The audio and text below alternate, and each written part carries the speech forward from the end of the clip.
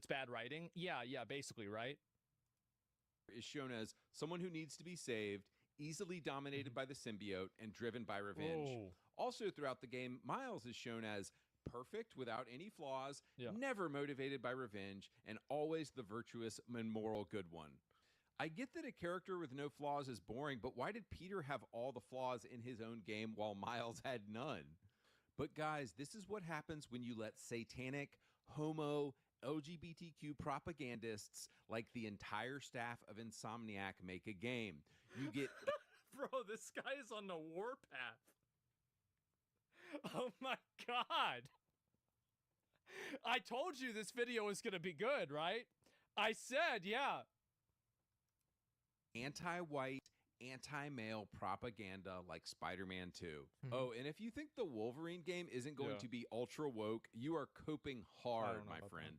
So let's look at Spidey 1 now. While it would be a stretch to call Spider-Man 2018 based, I think it's true that Spidey 1 is a pro-male game, while Spidey 2 is very much an anti-white and anti-male game.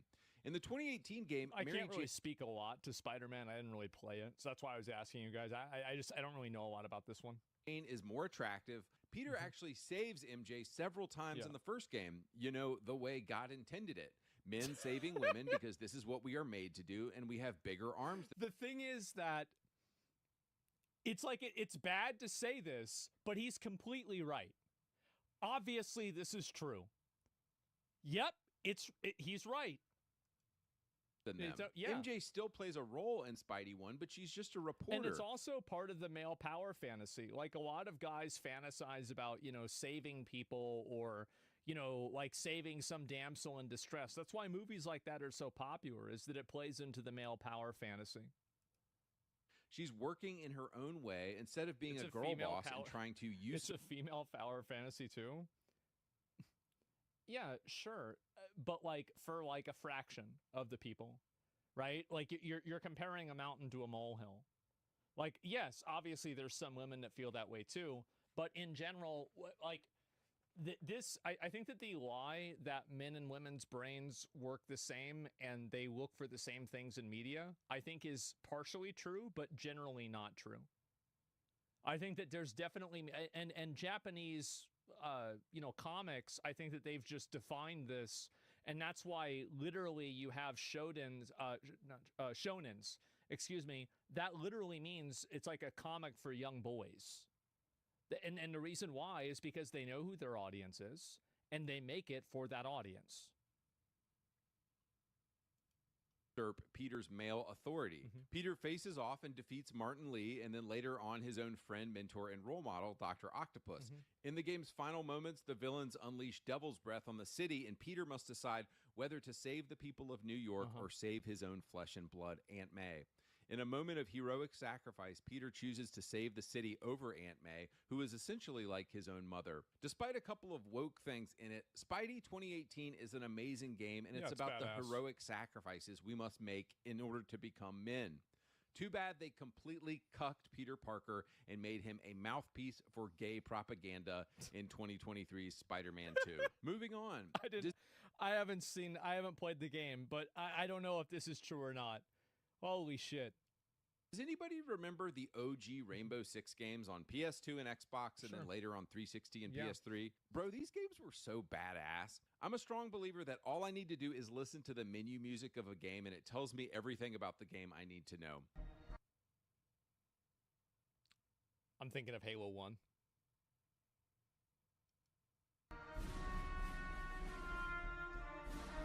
Yeah. Maybe it's true. Also, look at these covers, dude. Squad-based counter-terror, my dude. This was the plot for Rainbow Six Lockdown.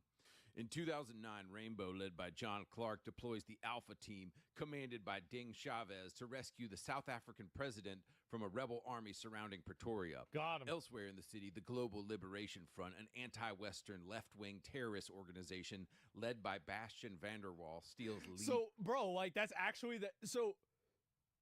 Oh my God. And nowadays, it'd be the opposite. Love that game? Yeah, it's fucking great. a nanite aerosol bioweapon that causes massive hemorrhaging and has a 100% fatality rate. The game is dope. Like, Yeah, dude, that sounds like a game I want Dark to Souls play. 3 And music? pretty much Yeah. all of the Rainbow Six games had plots kind of like this. Rainbow Six Vegas 1 and 2 are the ones most people are familiar with. Terrorist Hunt was very fun, as was the multiplayer. These games weren't like Call of Duty at all. If you just rushed in and started firing, you and your whole team would die immediately. Yeah. You had to carefully breach Strategic. doors. You were able to set your guys up on multiple doors at once so you could attack targets from multiple angles at once, which would lead to much fewer There were a lot of games like that were like squad-based tactical games, but I feel like people just got retarded and they can't play those anymore. fatalities. So what happened to Rainbow Six? Yeah, they just can't do it. gay-ass Six Siege happened. Rainbow Six Siege came out in 2015, and it's a gay game where you could blow off some steam with the girls at the end of a long day. So like 50% of the operators...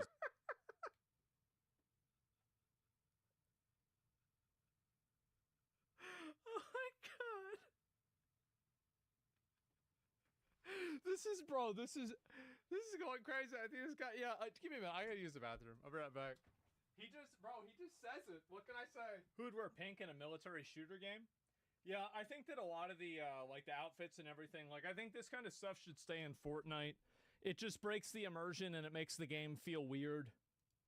in Siege are women. Boys, out of the probably 200 operators in Rainbow Six games from 1998 to 2008, do you know how many were women? 0. Like 2 out of 200. And that's actually realistic. Yeah. In real life, in the real world of PMCs, it's maybe like 1% women in combat roles. So Obviously, and everybody knows this. I'll tell you, anytime that I see a military game and there's like an emphasis on like women being soldiers, I again just think it's going to be garbage. Sorry, I do. I think it's instantly going to be garbage. What we saw with Six Siege and the fact Angela Bassett was their commander now is a pussification and a gayification and a homoification of the entire Rainbow Six series. But nobody cares, and you have brain-rotted Zoomers just eating this game up and still playing it because nobody gives a flip about realism or masculinity or authenticity anymore. I think people do. They do care. It's just that people care about the gameplay too. Like, I mean, Fortnite is popular. That's not realistic at all. I mean, if the game has good gameplay, people will overlook woke elements of a game. Like, woke content can't make a good game bad, and it can't make a bad game good. But it can make a good game better, or it could make a bad game worse. That's the difference. But it gets worse. So the original Six Siege had you fighting the white masks. All of the gameplay and multiplayer stuff you were doing was just to train for new terrorists. Final Fantasy 16 had a pretty prominent gay character. It was pretty good, despite that. Concord, was very bad, and it was woke. You had Dragon Age the Veilguard. If Dragon Age Veilguard had no woke content, it would have still been garbage. Most of the games with woke content, if you took that out, they would still be garbage.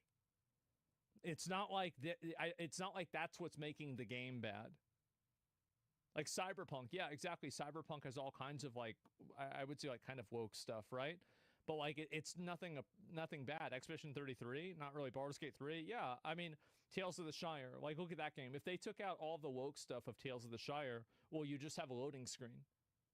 But I mean, I guess so you wouldn't be able to play the game. But like, I mean, theoretically, the entire game is bad, right? It's not like one thing about it is bad. The entire thing is bad. Threats. The White Mass were one of the threats. And fighting the White Mass was a pretty fun PvE game mode that they later removed from the game. Okay, fine, pretty standard stuff. But in 2020 was when Six Siege really jumped the shark.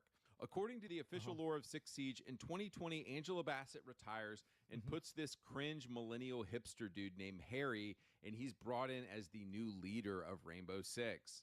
That's right, this dude who looks like a barista and has a podcast about his cats is now the leader of Rainbow Six. Is this true?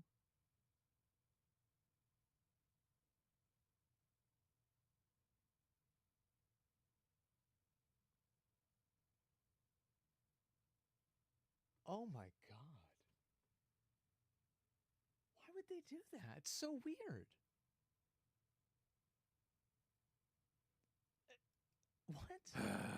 Bro, I can't do this. Why would you do this? So again, you're not going to believe this junk, but this is all part of the official lore of Six Siege now. Yeah. In 2020, hipster millennial Harry has the brilliant idea to take Rainbow Six, give them all airsoft guns, and turn what they do into a live competition event on stage. Why can't you just go invade South Africa again and destroy a far-left communist group? What is this? Yeah, why can't you just go over to Serbia and stop a insurgency that's trying to bring back the Soviet Union and, you know, traffic bombs to Iran, nuclear bombs to Iran? What the hell? What's this cartoon shit? It's weird. With a bunch of cheering fans. So I'm sure huge Siege fans are like, duh, Andy, this happened a while ago. But look, I don't really follow this game or the story anymore, and so just recently found this out. I just think it's hilarious that this game is full of gay operators and girl bosses, and you aren't even fighting terrorism anymore, and you guys keep playing. See, I'll tell you why. The reason why is because they don't want to do fighting terrorism because it's political now. That's the reason why, and everybody knows it. That's why they're not doing it. And when I know that, this is one thing I've noticed with like video games, this is my opinion, is that when I know a video game is only telling a story in a certain way because it's worried about having that thing go ahead and, like, for example, like try to, you know, it's going to change things or it's going to like make people react in a negative way, that's whenever I know for sure that it's probably just going to be garbage. Like, the integrity of the story at that point is now kind of gone. A slop. Can Rainbow Six get any worse? Of course it can. Osa was added in 2021 as the game's first man to put on a dress.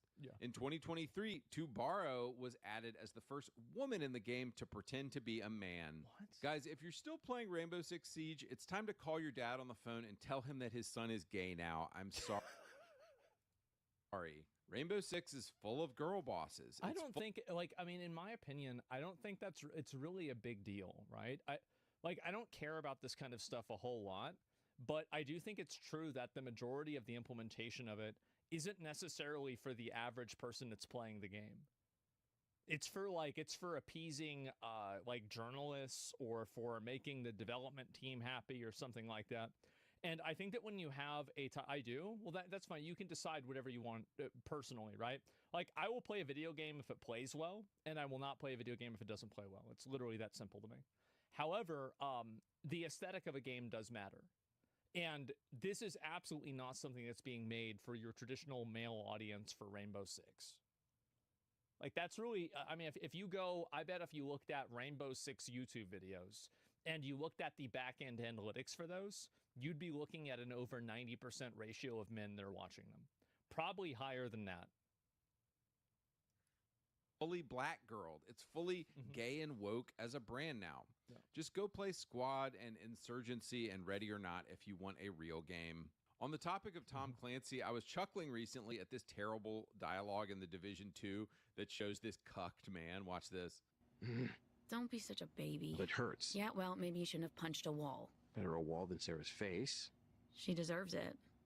Ow. You're fine. It's not broken. Or is every guy a cook and every woman? See, this is, I've noticed this a lot too. I think this is something I noticed in Warcraft recently, is that, like, they very commonly, like, portray men as, like, flawed characters, and they don't portray women as flawed characters even nearly as much. And oftentimes men are portrayed as somehow incompetent, stupid, evil, bad, misguided, or something like that's propaganda. Yeah, I think so. There's no heroism anymore. Yeah, it happens a lot. I need a bandage. Sylvanas wasn't flawed.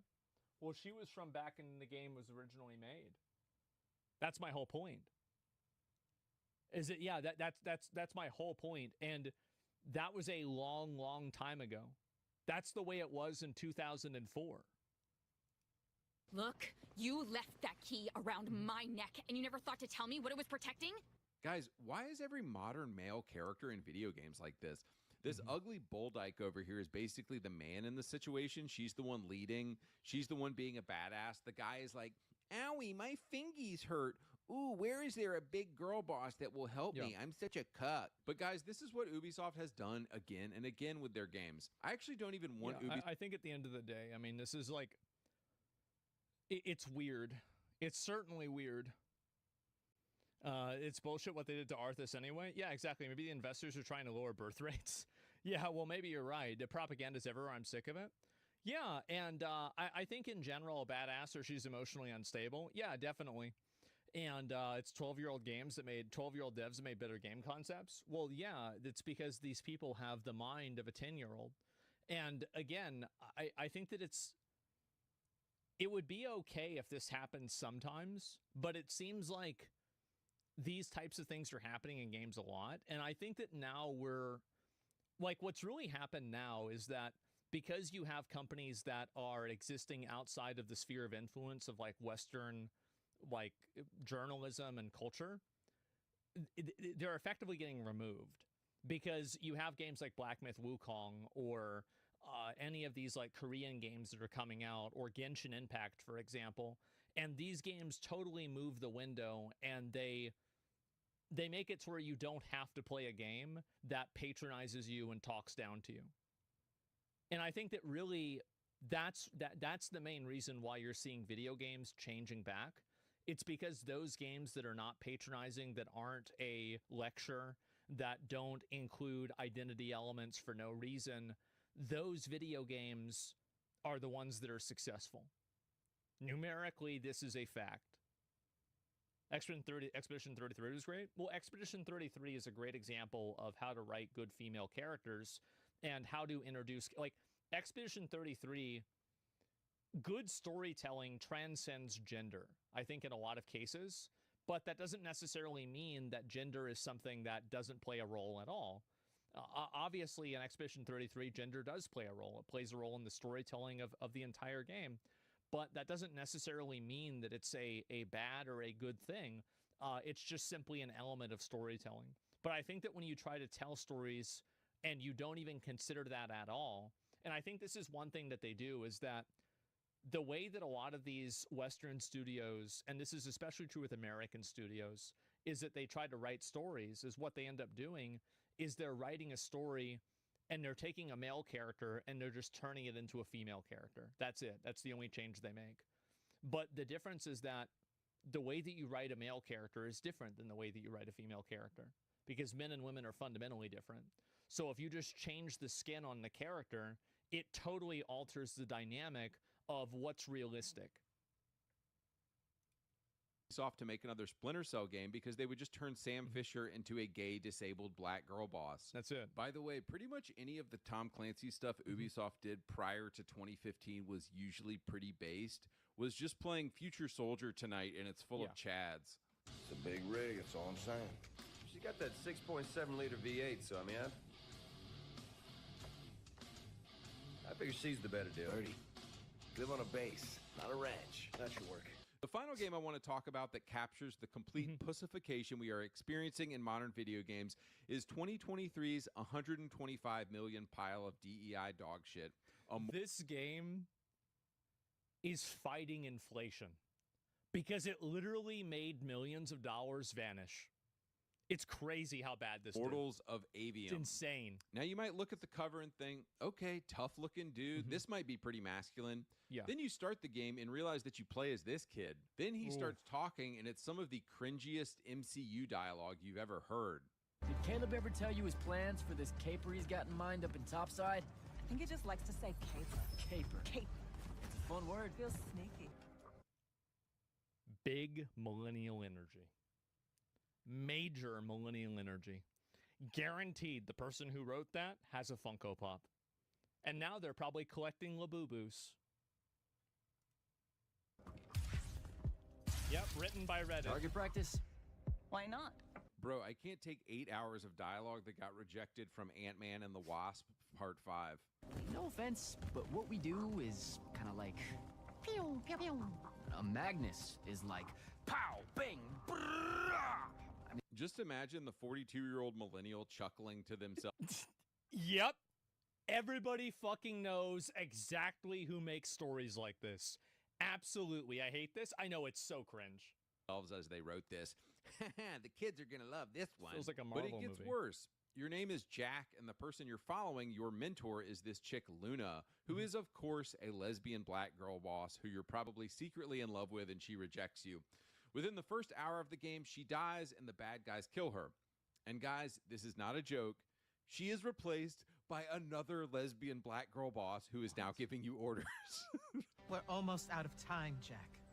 Sandrak attacks us from all sides, and there is no place left to run. Like, when I tell you that liberal millennial men just have a fetish for being told what to do by black women, are you starting to see it now? I don't even think that's it, personally. I think that they're just adding in the inclusion for no reason.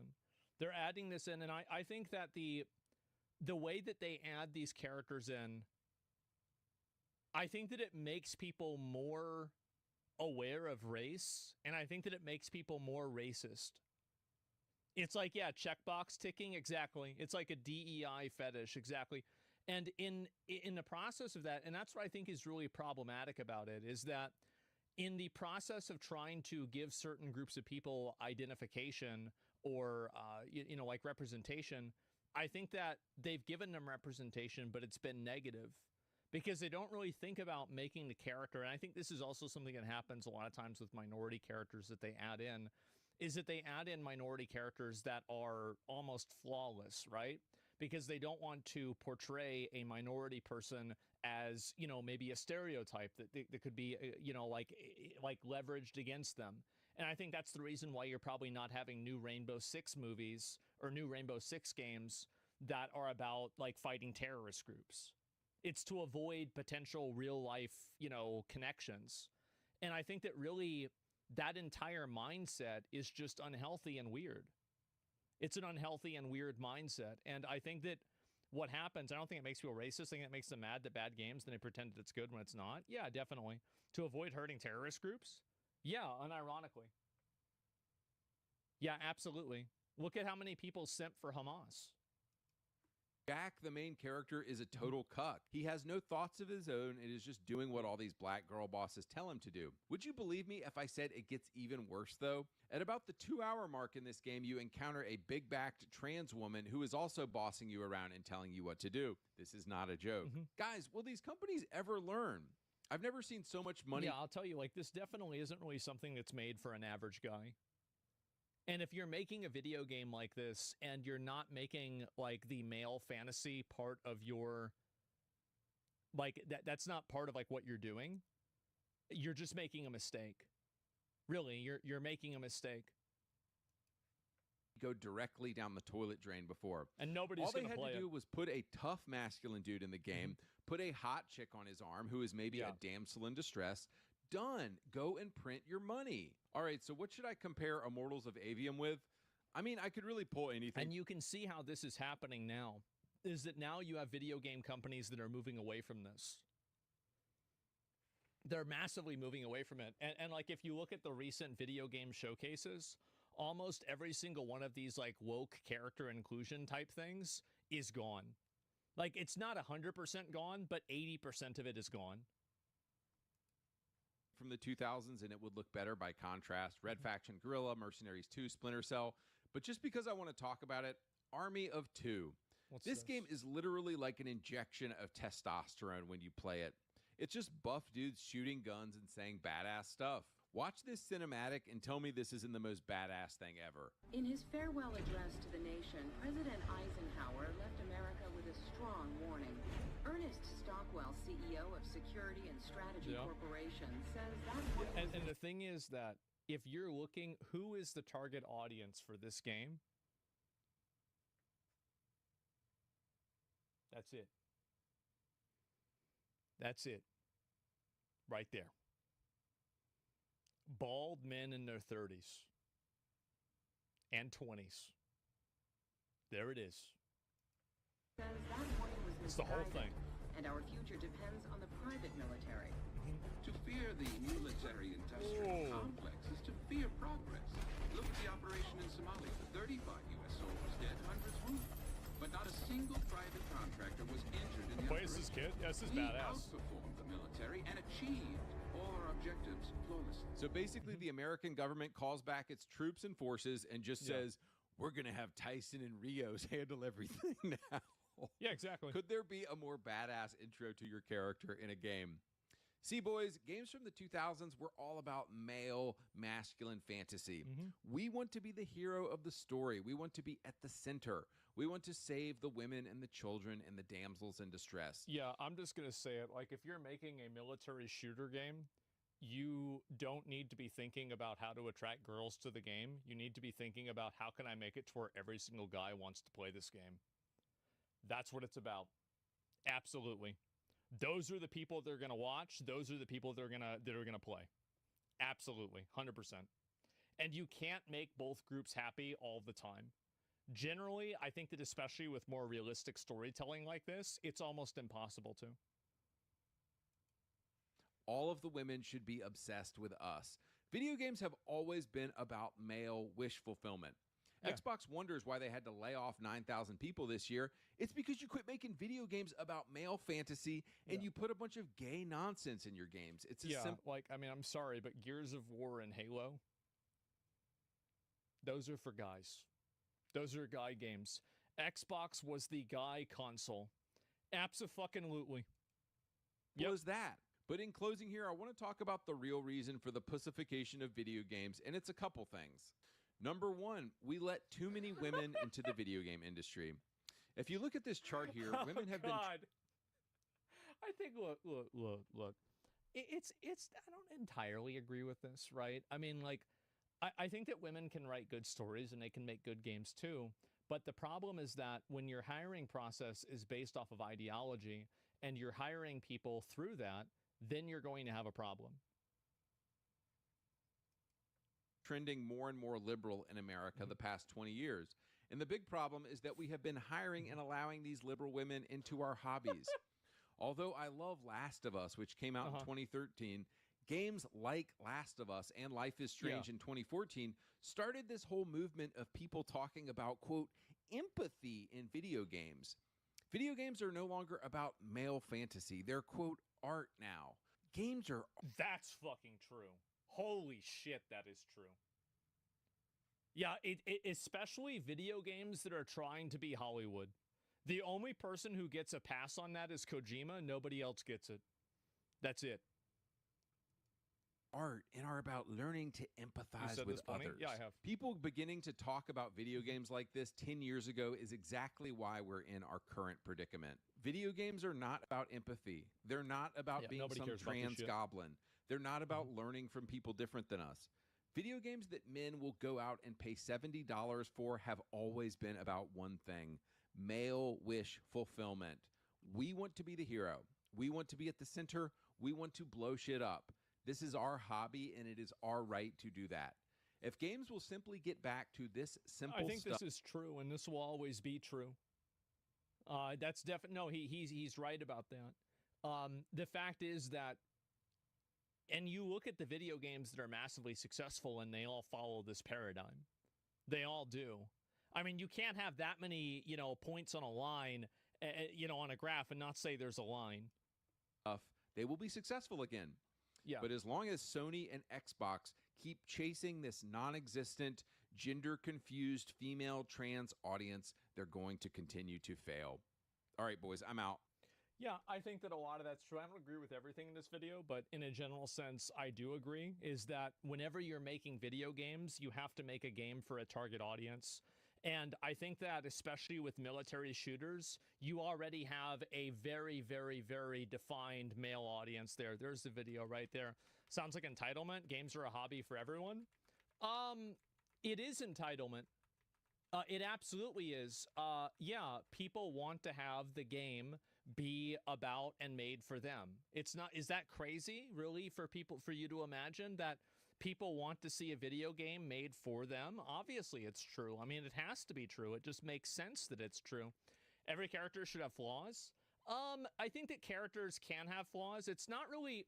I don't think characters are good or bad because they do or don't have flaws, right? Like, that's my personal opinion, is I don't really see it that way at all.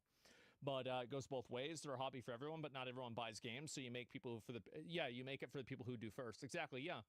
And what's this here? I want to see a recent reviews. Call over Discord? No, I don't want to. What is this here? Absolutely not. And no, it's just weird.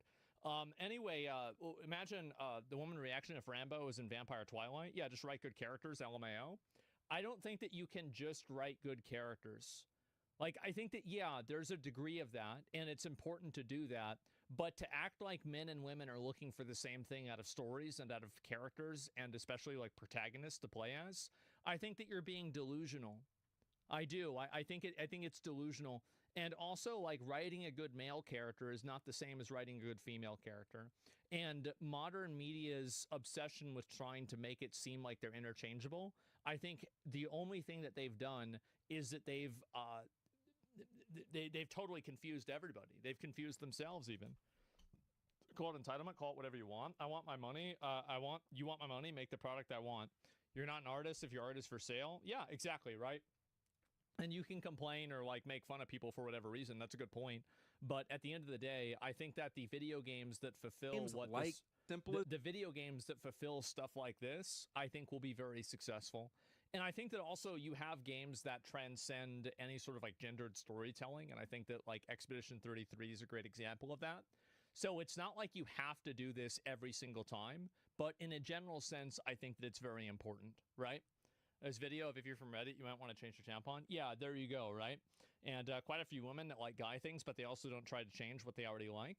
Well, and this is the problem. Like I've said this before, like this was the thing that I criticized Blizzard for, is that in like Wrath, like they started making content and making the games, making WoW for people who don't like MMORPGs. And so the problem is that these characters, these audiences that they're going after don't play video games. Like even like, for example, like Tales of the Shire.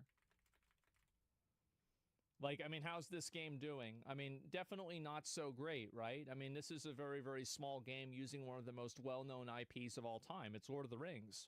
And so why is that? It's because really that type of gameplay and that type of content just isn't that popular. Straight up, just say women? Yeah, no, I would easily say that. I think that the way that you make a game for a guy is different than the way that you make it for a girl. Now, obviously, there's going to be guys that like girl games and girls that like guy games, but if you're making a game and you're not even thinking about that at all, I think that you're running into problems. Yeah, and like, again, bro, the character creator for that game, yeah, most recent example I can think of is Warhammer Space Marine 2. It felt so good and it was for men. Yeah, I think so. That's definitely it. They were pandering to everyone, but ruining everybody's base expectations. Yeah, exactly, right? And majority of playthroughs I see at Expedition 33 are women. Well, yeah, I mean, well, it's again, if you portray positive, good characters, they will transcend gender boundaries. But also, I think that CL and Lune and Mael in Expedition 33, and even like the paintress, what's her name, Aline and Clea, all of these are complex, interesting characters that, like, a lot of their basis isn't being feminine, especially with like CL, for example, or like Mael. Like there is at least, yeah, something like that. And so there's even inside of that, their gender does play a role in the story. Obviously it does. Yeah, you make a game around everyone. You can't make them want it. Yeah, exactly. I don't have a problem with games from Tales of the Shire. I don't have a problem with them either, but I think that whenever you make one of them, you shouldn't expect to sell 1 million copies. That's my point that I'm making. It sure looks like Marvel movies are pretty much falling off. I don't know if you guys have noticed this yourselves, but I certainly have. Marvel movies are really not doing very well at all. Here we go. I had a piece of stubborn lip skin that I ripped off right before starting this recording, so my It's right there, I can see it. lip might bleed a little bit. Yep. Don't be concerned. That's just part of being 31 years old now. Even something as simple You're old as fuck. as Damn. taking a little bit of chapped lip skin off is enough That's to have bad. me bleeding profusely, it seems. But you know what else is bleeding? Marvel 34? at the box 35. office. Now, this is a conversation in cinema that happens more frequently than people debating whether or not Sam and Frodo were gay. So many people Not gay. They were not gay. Absolutely not. Not gay. I know the end of Return of the King. That's not gay. That's brotherhood. Okay? since the Very end of different. Endgame have talked about how Yes. Marvel is dead and dying, and that superhero fatigue had finally reached its molten core where everyone Yes. was done with MCU and how bad Sure. the quality was. But despite all of that hoopla, pretty much all of the MCU projects did decently well for the All right. most part. Like, even unanimously hated stinkers like Ant-Man Quantumania still generated like $500 million. But the quality did significantly decline, and a lot of people were getting tired of it. And so Well, this is what happened. So this is the same thing that happened with WoW, is that, like, for example, I think that WoW expansions kind of went downhill with Warlords of Draenor, actually, like, really with BFA. And so, but, like, you didn't really see that happen until Dragonflight. Like, Shadowlands was a shitty expansion for all intents and purposes, but it didn't really matter because people were going off of the high of Legion, or they were going off of the high of original WoW. But what happens is whenever a company makes a bad decision with a product, you don't oftentimes see that decision really represented in the next product, but you see it represented in the next 3 products. And you see this with, like, PoE leagues, for example, is that if you have a bad league come out, the next league, even if it's really good, will be weaker because of that previous bad league. And I think that's what's happened with Marvel movies, is that now they created so much goodwill capital, and they've spent so much of it post-Endgame, that at this point, there's no nostalgia left to capitalize on. did actually not do well like the Marvels. But on the whole, the MCU was still fine in the box office, but it was showing signs of weakness. Same with Star Wars, yeah. They've released 2 decent movies back-to-back, The Thunderbolts Thunderbolts, yeah. and Fantastic Four. But they're not exactly doing the billion-dollar nut-busting that the MCU was known for. Fantastic Four is experiencing a 80% drop from its debut, so going into its second week here, it has declined significantly. Jesus. It had a great start, and it had incredibly strong word of mouth, but it doesn't seem like that's translating to asses and seats. And it's just that people are I think that it's not really superhero fatigue, because the Superman movie immediately proves that not to be true, right? The Superman movie was a massive success. So I don't think it's Pedro Pascal fatigue either, because he's not in every single movie, every single Marvel movie. It's woke fatigue. No, I think that people are just tired of the MCU. And this is kind of what happened again with WoW, is that after the Lich King died, the game ended, basically, for a lot of people. Because this was the storyline. Everybody, whenever World of Warcraft came out, every single player who started that game probably played Warcraft 3. And every single one of them knew that Illidan was coming. They knew that the Lich King was coming. They knew it was going to happen. It was only a matter of time. And with Warcraft 3, it ended on that. That was the main antagonist of the entire Warcraft universe. Deathwing, Sargeras, the Void Lords, these are all abstractions that people don't really care about in the same way that they care about the Lich King.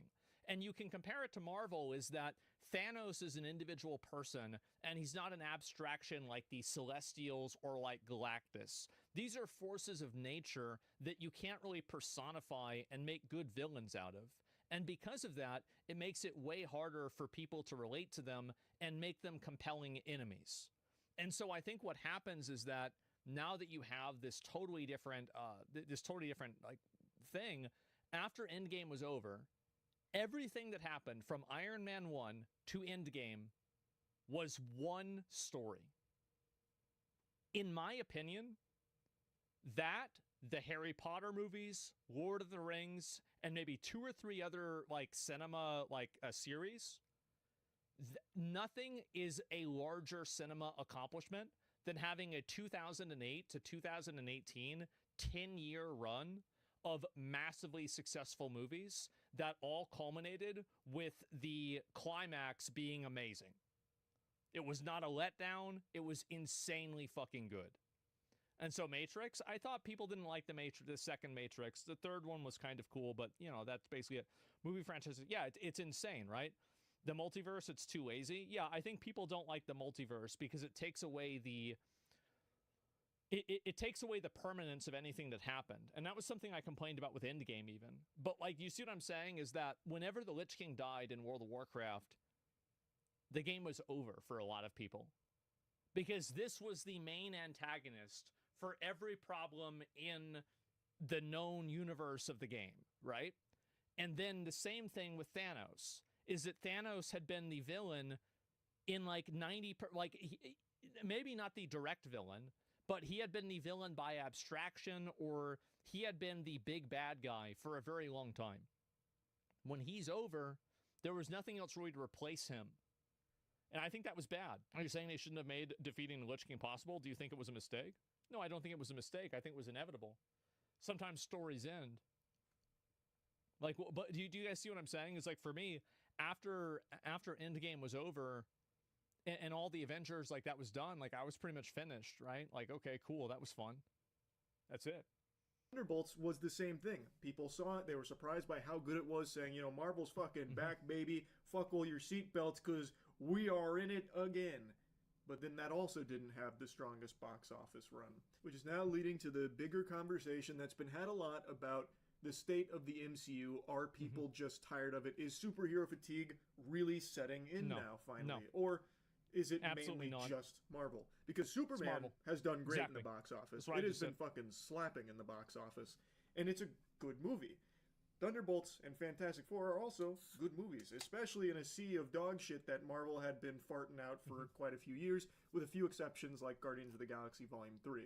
And now it's left a lot of people wondering, well, what the fuck's going on? Why are they not having strong box office performances when these are finally some decent films from Marvel again? Because they've trained people to ignore their films. Because they've made multiple bad films previously. So when you make 5 bad films and the 6th one is good, don't expect people to show up for that, because you've just trained them for 5 times that your content's bad. It's a pattern. To be fair, I think it's a little overblown with Fantastic Four flopping and all of that, with that narrative that's being spun. It's still at $370 million worldwide in its second weekend. That is still pretty solid, but against its budget and its marketing, it still needs to make like $450 million or something from the reports I read. Yeah. Same with the Thunderbolts. The Thunderbolts generated $380 million total across its lifespan in theaters, and it needed about $450 million for that break even. So like, it's still... I think that Fantastic Four will probably break even, but the Thunderbolts never will. Does have a little ways to go, but it's not doing like dreadfully. Like, I don't think all the Marvel execs are in full force panic mode, sweating, contemplating, sitting on a cactus or something, like worried that it's all dried up and Marvel's dead. But it is less than you would expect for some actually good Marvel movies.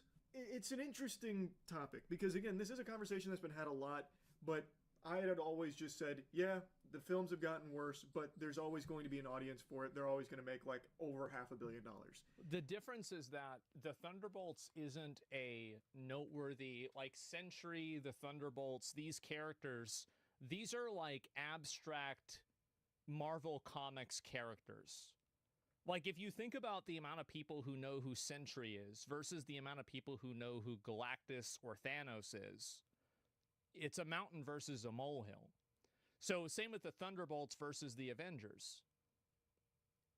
There's been a lot of movies that they brought out. Like, a lot of these movies capitalize on the fact that there is such a cultural, like, massive value to making a Thor movie.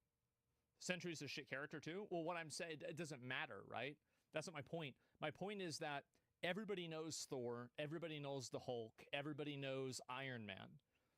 They don't know Sentry. They don't know the Blue Beetle. They don't know Captain Marvel even. They don't know Ironheart. So these characters don't have this massive social presence that everybody's aware of.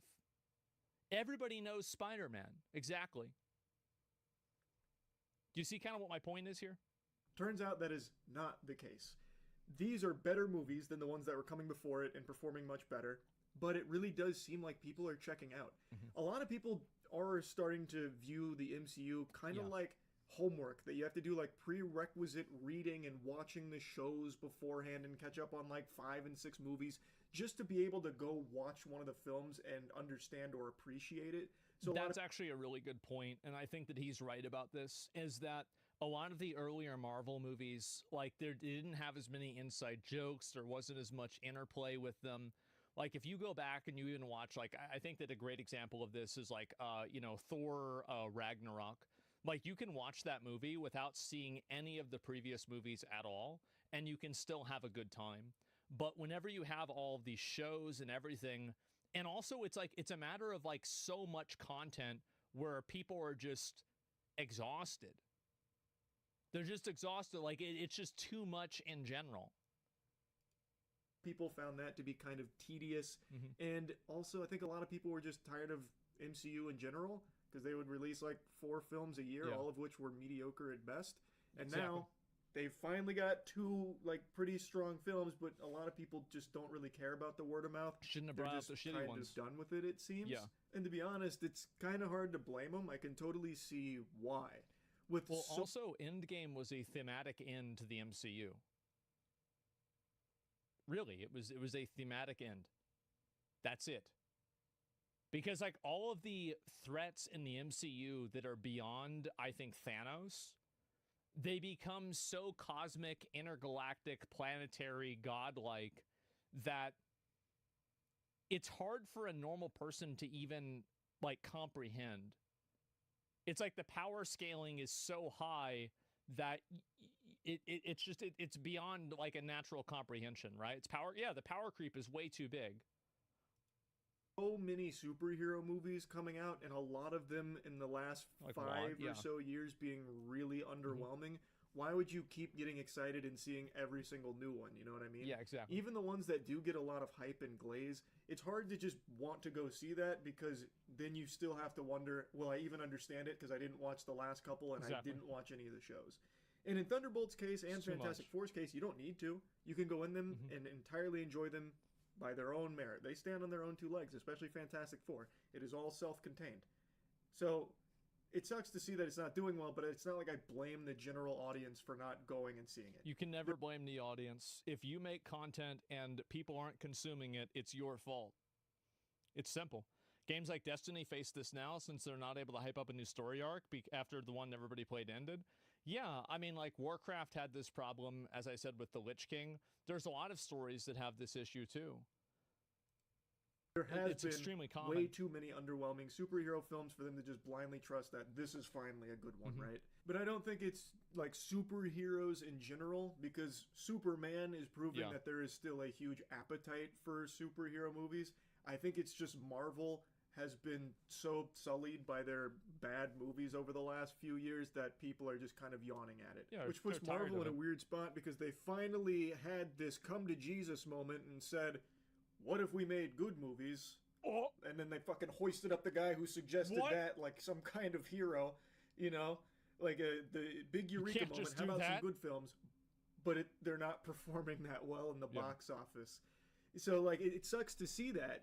And it's weird because now they do. Well, that's what happens. And if you keep, this is a really good example, is that like, look at Path of Exile or Lies of P.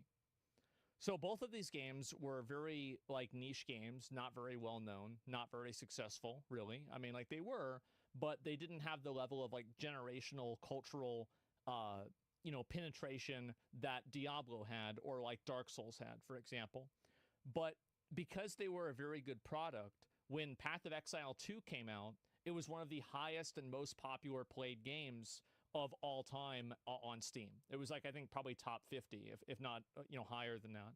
And so the reason why it matters is that past performance is an indicator for future performance. And if your past performance is that your shows suck or your games suck, people are going to think that your next games and your next shows are going to also suck. Lies of P saw something that no video game almost ever sees, which is the game's release of the DLC peaked at a higher player count than when the game was actually released itself. Elden Ring didn't have that happen. And the reason why it had that happen is because of word of mouth of people that had played the game throughout its lifespan that had all come back during the DLC. And so that's really what the difference is. The DLC was epic, apparently. Well, I don't know about that. But I'm just saying in general, Monster Hunter Iceborne had that? Yes, exactly. Iceborne had that too. It was massive. Oh, no, it did not, actually. Iceborne was not higher than the release of Wilds, if I remember correctly. But I could be wrong. I don't think I am, though. Anyway, my point is that, again, if you release shit for years, don't expect people to be like, oh, wait, maybe this one's going to be good. Maybe it's going to be good this time for sure, guys. Yeah, that level of optimism died 3 years ago. In my opinion, I think the first one that they kind of fucked up on was Black Panther 2. With Chadwick Boseman gone, and with Killmonger gone as the main villain, what the fuck are we doing? Like, what is this, Captain Marvel? Well, Captain Marvel, like, it was silly, but I could kind of see it. Did not see it? Yeah, it's the second one. Quantumania was an awful one? Yeah, maybe. We understand that they need to have quality films in order to stay competitive and stay generating unfathomable amounts of money. But the general audience has kind of turned their backs on them and don't really care to hop back into the Marvel train. Yeah.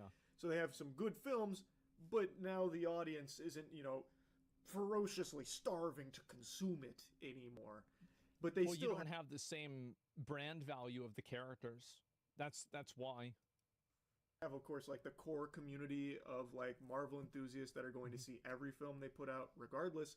It's just now they're having a harder time reaching beyond that scope, even with extremely positive word of mouth. Yeah, sure.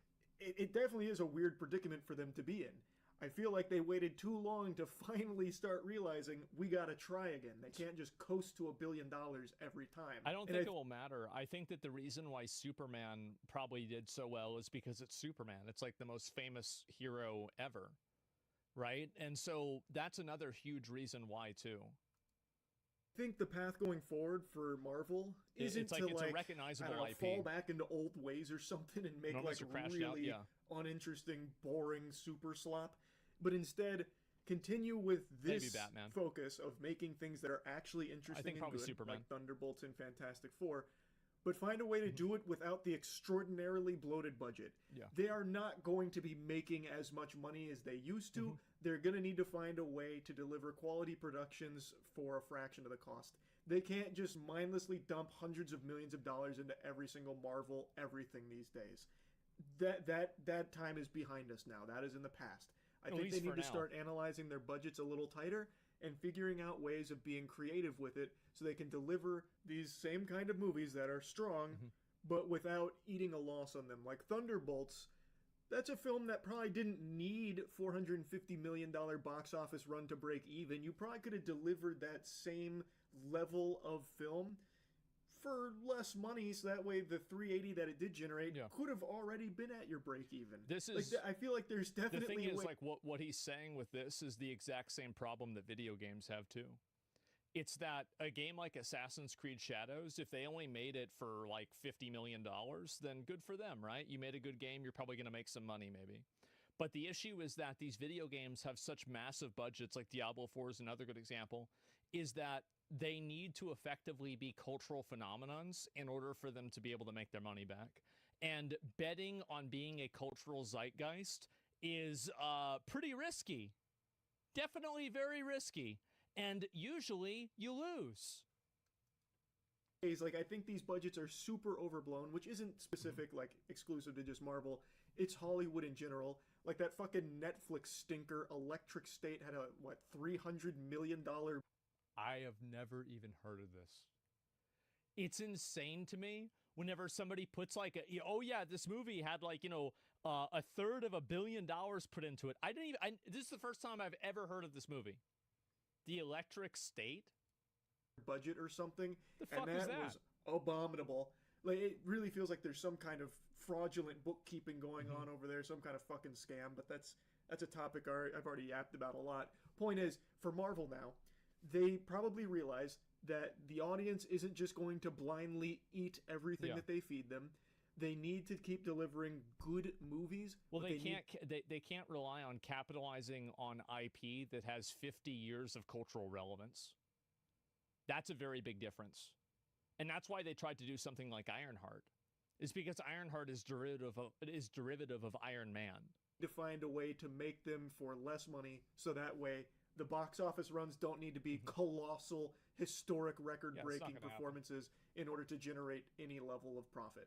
Though, admittedly, I think there's a chance Marvel learns the opposite lesson, that people don't want good movies.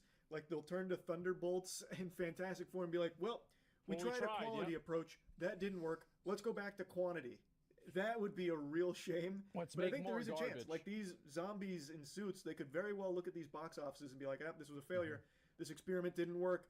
That guy that we hoisted up about, like, what if we made good movies? Time to fire him. Fucking throw him out that window. That was a terrible idea. We lost money on it. We're going to go back to quantity and just really generic, safe, boring slop. I do think that also another thing that they did is that they devalued the permanence of anything in the world when they added in the idea of multiverses.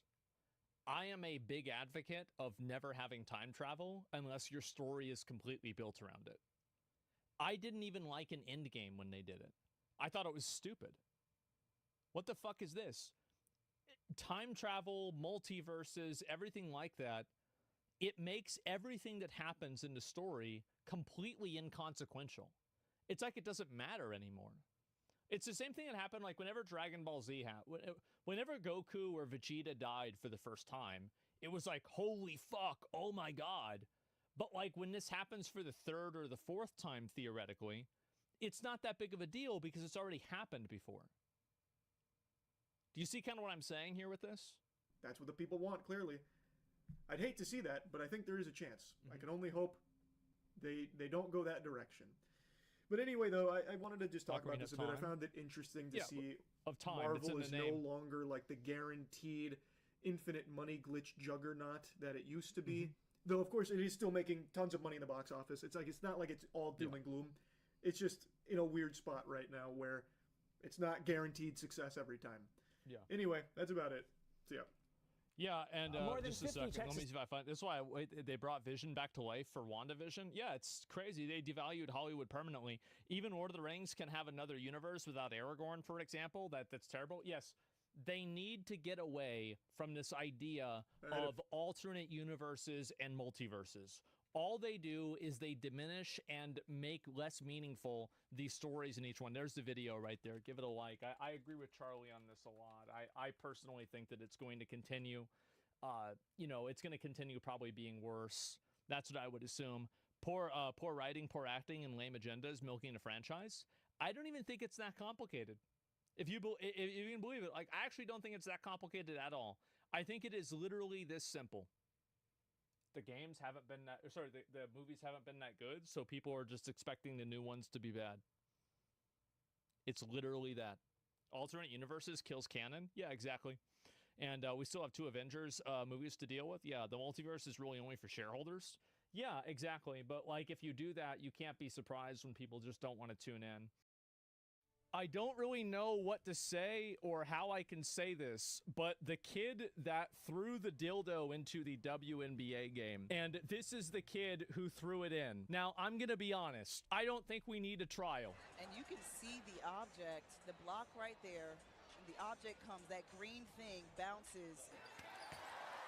Oh, look out. Something just came onto the floor. Got an object that just flew in. Got a whistle away from the basketball. He did it. Everybody knows he did it. Assault's a bit of a stretch considering half the league straps was on it. Now, okay. WNBA players training for games. I find it to be funny that every single time that people are talking about the WNBA, it has nothing to do with the actual players making plays. It's always about some player saying something stupid, being violent on the court, something like this happens, Jadeon falling asleep. If you look at this right here, will there be another dildo? Well, I'll actually zoom it in so you guys can see it.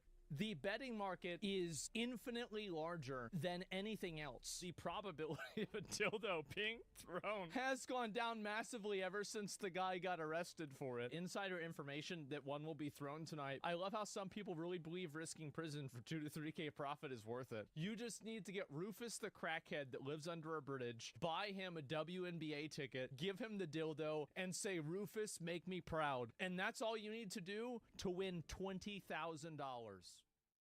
I saw this this article that was like, Trump is the gift that keeps giving to China. And it really is true. Like, and it just goes through all of these examples of the ways that Trump has made it easier for China to find partners and allies. They're probably the biggest fan. I mean, a great example. I'm just gonna give you this great example. We are currently ramping up our trade war focus on India. Now, the previous American strategy was to cozy up to India and make them our friend, because India already has tensions with China, and a rising India is directly counter to China's interests. Being close with India is very good for America. It helps build an Asia-Pacific trade network that cuts China out. In fact, you could get factories to move to India from China. However, Trump has abandoned all that and is now openly, verbally, and tariff trade war attacking India. And it's just driving them away. It's crazy. In fact, America and Europe are both trying to tariff and sanction India for buying Russian oil. But India's response, which I read today, was actually really good, because India just said, hey, look, this is really hypocritical. Because as we are speaking, Europe is still buying more natural gas from Russia than we are about in our entire oil market with Russia. And then America doesn't need as much from Russia, but even America, when you need the supplies, are buying uranium and other things from Russia. When you need something, you're buying it from Russia. And when we need oil, we're buying it the cheapest way we can from Russia. Also, just to be clear, you know, I'm sure we've covered this, but if you had a world map, and you might be wondering, right, when this Russian oil, which I think probably goes out through here, and then here, and then here, and goes to India. But do you know where it goes next? It goes here. Actually, it goes back this way to Europe. It goes right back to Europe. They just buy it from India. Like, India's just reselling with a markup. The United States' previous strategy was to befriend Japan, South Korea, Australia, and India to create an encirclement of China in the Indo-Pacific. That was the United States' geopolitical strategy before. The new strategy is to piss off Japan, piss off South Korea, piss off India, and piss off Australia. Have no cohesive plan. So I don't know. Listen, whether you think it's a moral idea or not, I thought the last idea was pretty smart. Made a lot of sense. Every one of these countries that I mentioned, Australia, Korea, Japan, India, has a reason to be pissed off at China. These are all massive economies that have a reason to not like China. And instead of being like, wow, we have common ground, let's work together, it's like, now they have a reason to not like us. Now all of these countries have a reason to be pissed at us. What a crazy strategy. I don't, it bothers me, bro. They not like us. Yeah, I think that's what Kendrick was talking about. Did you see Xi Jinping making a big show of welcoming Albo to Beijing? I did see that, dude. Xi Jinping is so funny because like a few years ago, he was on his Wolf Warrior shit and he was like, China doesn't need nobody. And he was like acting tough to everybody. And now he just sees the opportunity, bro. He's being so nice. He's going around and just trying to make friends, bro. He's like, oh, what did Donnie say to you, man? Oh, it sucks, bro. All right, in 7th grade, I sat behind this girl that I had a crush on, and she would tell me problems with her boyfriend, and I'd be like, that sucks.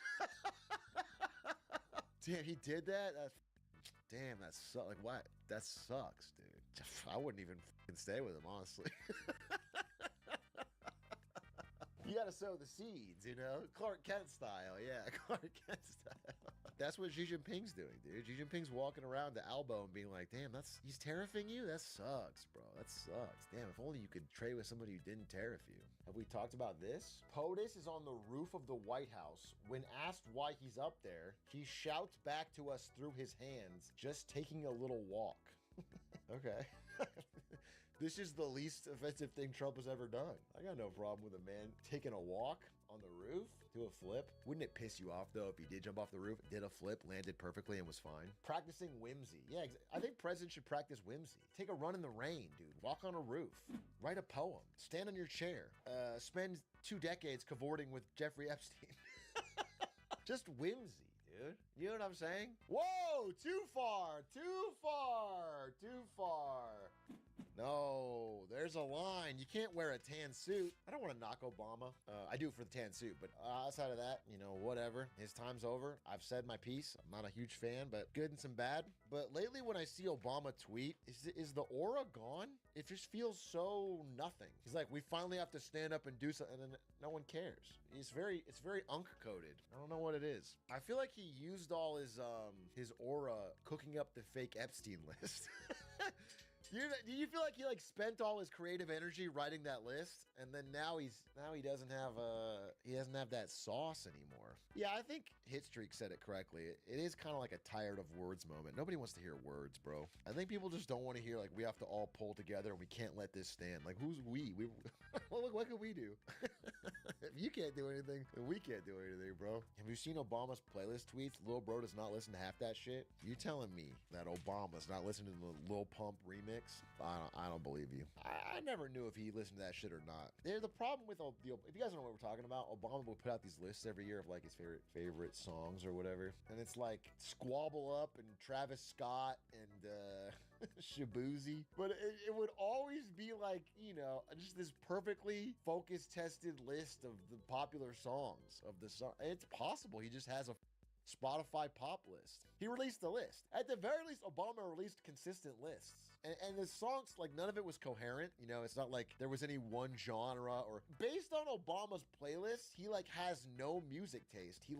He's one of those guys that likes everything and it's always popular with a couple like deep cuts to seem cool. I don't know. It could be real. I'm not an Obama truther on his list, but it always struck me as odd. It would be way funnier if Obama's list was just like 24 heavy metal songs. Just all 24 from the same genre and like some deep cut shit. So you're saying Obama's good at making lists? Holy shit, the clues were in front of our eyes the whole time. Trump dropped the coffee mug as he realizes. Trump walking through the White House wondering who could have made this fake list. Thinking back to Obama, list. Holy X-Files music plays. Walking on the roof.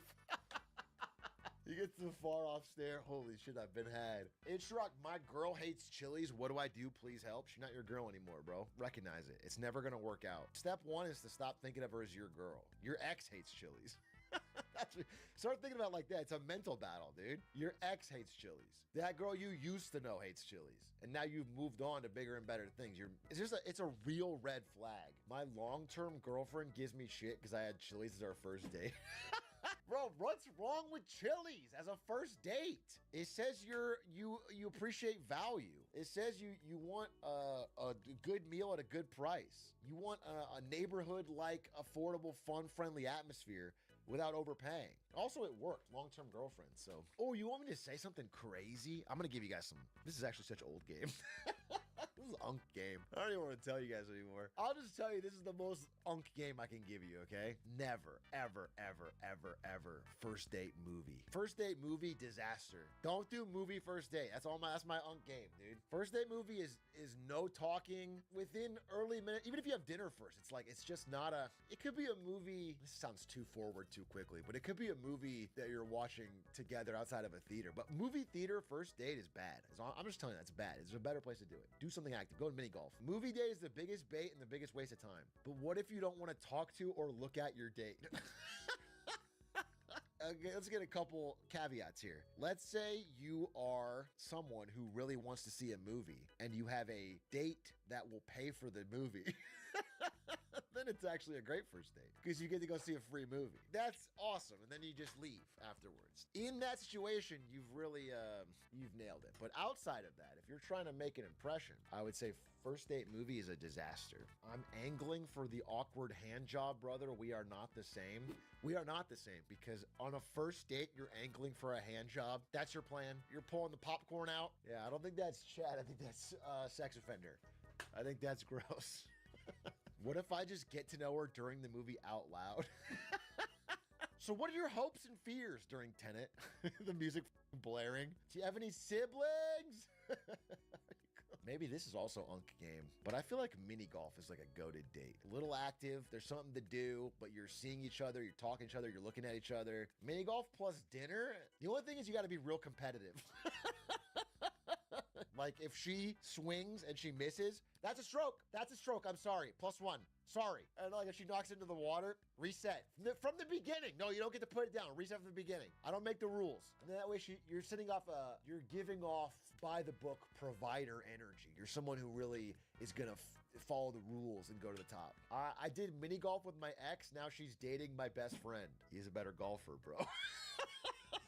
I don't know what to tell you. On the windmill, he chipped it in. I don't understand how to. There's no easy way to say this. It's just skill issue. The rules don't say I can't bring my pitching wedge. Dude, bringing your own clubs to mini golf and pulling them out at a date is actually though. You have a caddy? Oh, dude, just make her caddy. Don't even buy her the club and the ball. Just make her caddy while you try to break your record. She carries the clubs around. Give me a 5-iron. I'm gonna... People actually do that. I saw people bring their own mini golf clubs when I worked at one. That's crazy. That's embarrassing. Don't bring your own clubs to mini golf. Unless you're like part of a group of people that are all competitive, I guess. But with strangers, that's crazy. Isn't it the same as someone who's bringing their own ball to bowling? I think bringing your own ball to bowling is a little bit different because bowling is more of a sport than mini golf. I think being a good bowler, it's a lost art. It's not really respected. It's fine. It's fine to want to be good at bowling. Nobody should want an advantage in mini golf. Mini golf, the golf is already a sport. You can play golf, but mini golf is specifically like a party game. It's a mini game. I don't know how to say it, but it's a vibe thing.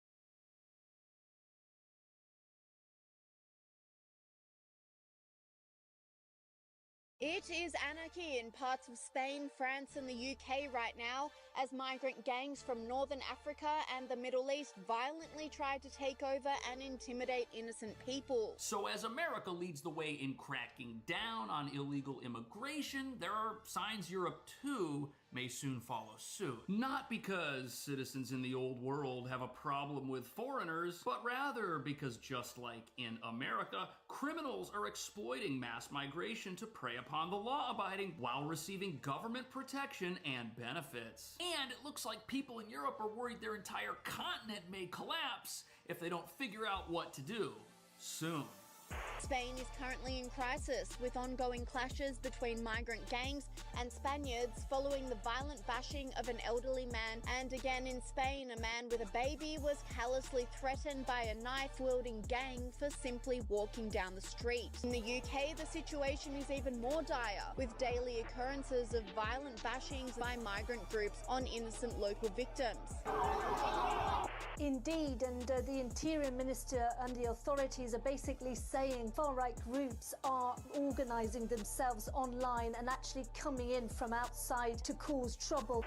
The silent impact of mass migration on women's daily lives in the UK is a stark reminder of the point that we have got to in this country. Parallel communities with limited cross-cultural understanding. Shoplifting is up 54%, theft on the person is up 41%, 70,000 phones were stolen from people in this city. And it's not just the crime that bothers me. London has also become a symbol for liberal progressives of how they'd like to see the rest of the country.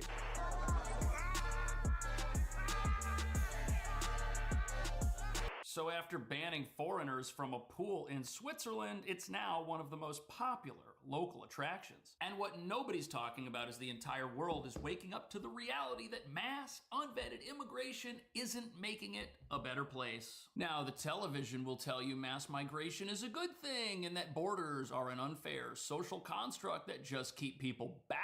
And although this messaging tactic has been used to manipulate the law-abiding for decades all over the globe into accepting things like amnesty and open borders, the reality is mass migration with zero vetting has consequences. And criminals love this, whether they're in Europe or in America, they're finding ways to exploit these open borders like you and I wouldn't even believe. And the shocking acts committed by violent gangs of young men only scratch the surface of what's really going on. And underneath the lawless aggression taking over the streets of once great societies, there's an underworld of human smuggling and modern day enslavement which starts in the very migrant communities an open border was supposed to benefit. And that brings us to the real reason we're now seeing these massive anti-migrant protests across Europe. In order to accomplish mass migration, you've got to have a double standard, and people are sick of it. And this double standard is on full display in both Europe and America, where folks from the far corners of the globe benefit from a two-tiered system where any and all crimes committed by illegal immigrants are swept under the rug and hidden by state-run media and progressive governments. And in America, not only are the crime stats swept under the rug, but there are free hotel rooms for illegal immigrants, while the US citizens paying for those hotels have to sleep on the streets just a few blocks away. But in Europe, things are now 10 times more volatile than they are here in America, and you've got gangs of folks on both sides of the aisle battling each other, which is leading to total anarchy.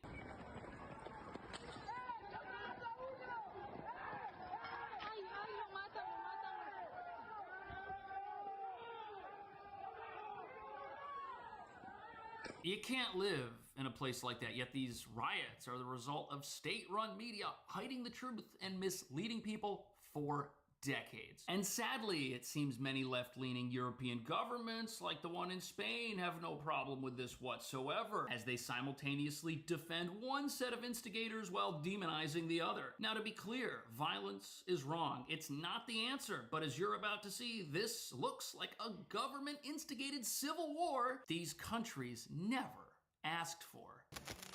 This looks like Los Angeles. Multiple people have been arrested after many nights of violence now. Can I get your reaction to what's been unfolding here? Sadly not surprised. A 68-year-old man gets attacked by a gang of migrants, and the police are cracking down. They're cracking down. But they're cracking down on the people who are tired, who are fed up with their country being invaded. I feel for Europe, and I have a lot of fear for Europe, because I believe Europe has laid down. They have laid down without a fight. I've never seen in the history, I've studied history. I've never heard of a continent being taken over by inviting the invaders in. Could you imagine they invited the Huns in back in the ancient times? Just come in, guys. Come in, Attila. It's okay. What's happening here, you can't.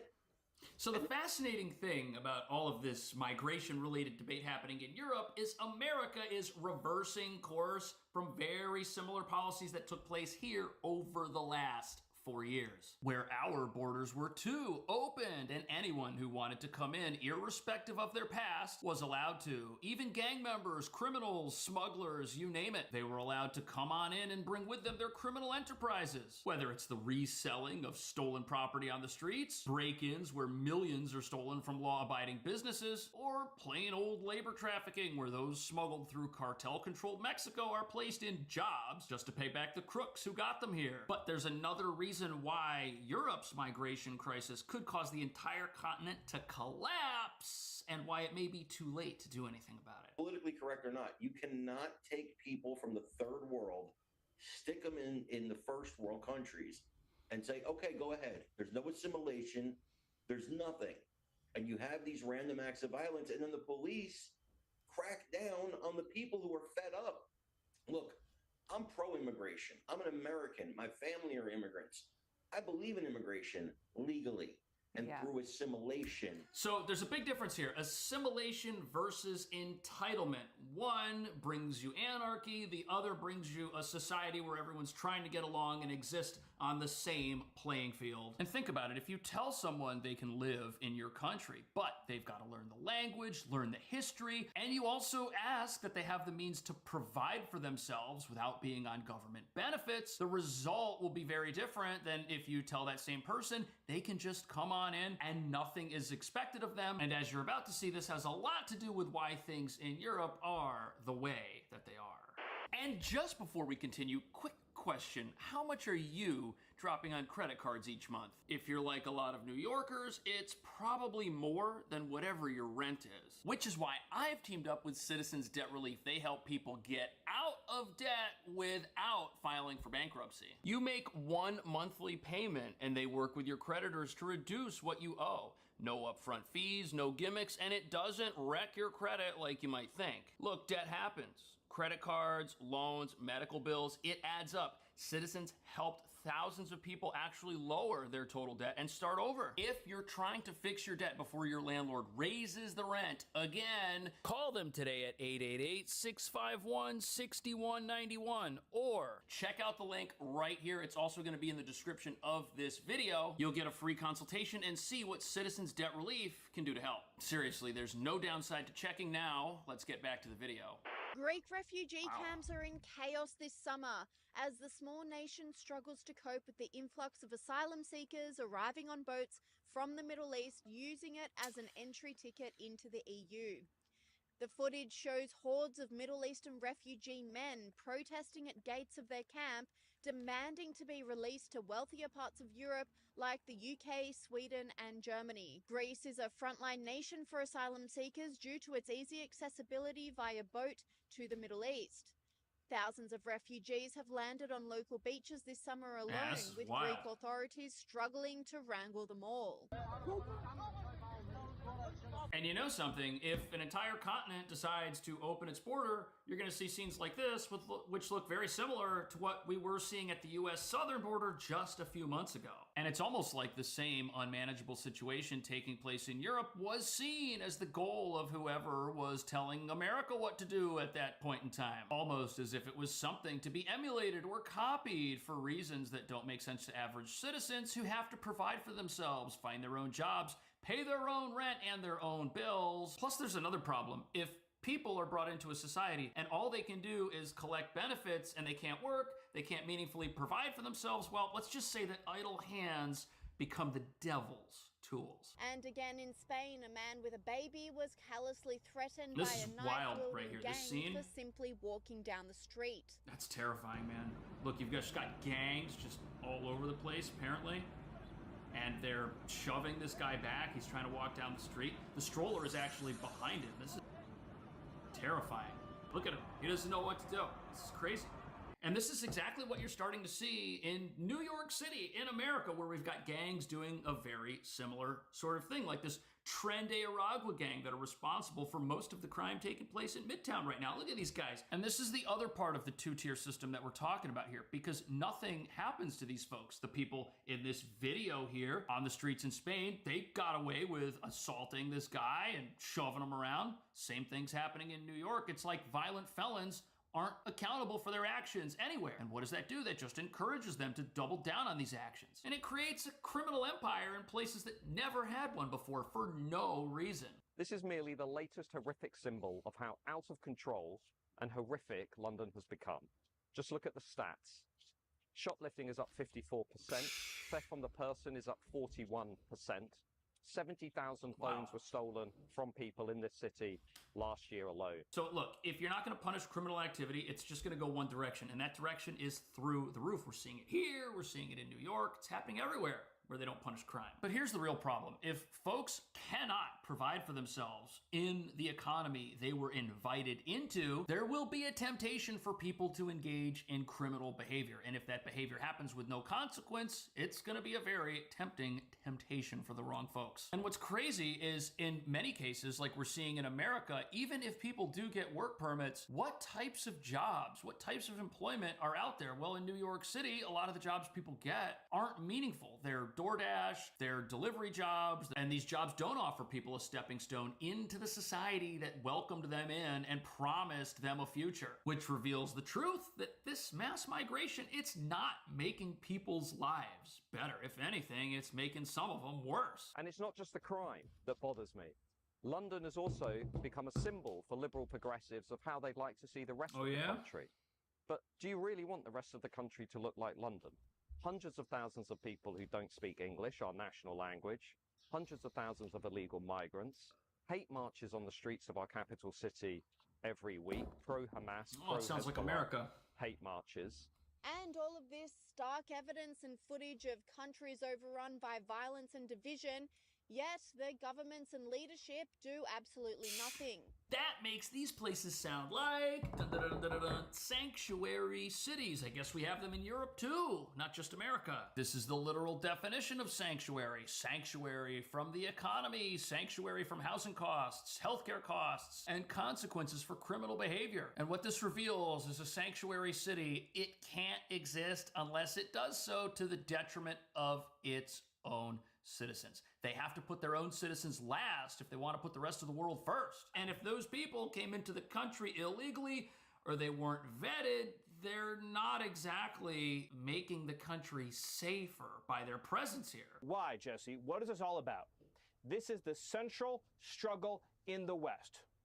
The Democrat Party's objective is to flood the West with millions upon millions of illegals from the developing world, from the poor nations of the world, the failed states of the world, the collapsing states of the world, believing that in so doing, they will collapse the West, they will collapse the middle class, they will collapse the population that has lived here before the migrants came. And in so doing, they think in the rubble of that, they can rule. They can sit on top of the pile of ashes. Ask yourself this: why is it that Democrats are so insistent that unlimited numbers of illegals from countries that are incapable of managing their own affairs come here? That's a great question. And the truth is, we're seeing that all of the arguments for mass migration are falling apart. This idea that people are going to come here and get meaningful jobs and provide for themselves, no questions asked, that never ended up happening. We've got mass unemployment in many of these communities, not just in America, but all across the world. And the crazy thing is, if you really wanted to help people who didn't live in America live more prosperously, well, the $10,000 a month that were spent per person to house people in tents on soccer fields in New York City, you could have taken 20% of that and sent that money to somebody who didn't bother paying cartels and gang members to come here. And they would have been better off and it would have been cheaper. Obviously, that's a dumb idea, but it just shows you how much money has been wasted to not necessarily improve the lives of anybody. What do you think about all of this? What do you think about what's going on in Europe? What do you think about what's going on here in America with a very similar situation? Let me know. I'll see you in the next video.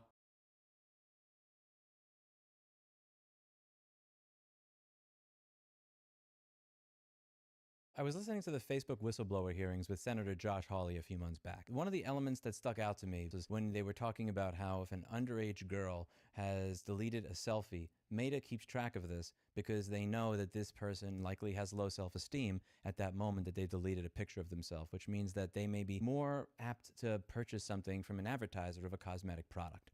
And I think about this within the context of what companies used to get in trouble for and what they do, or more importantly, don't get in trouble for today. I grew up in the 90s, a time when Microsoft had hell and fury fall down upon them because they bundled a web browser with their operating system.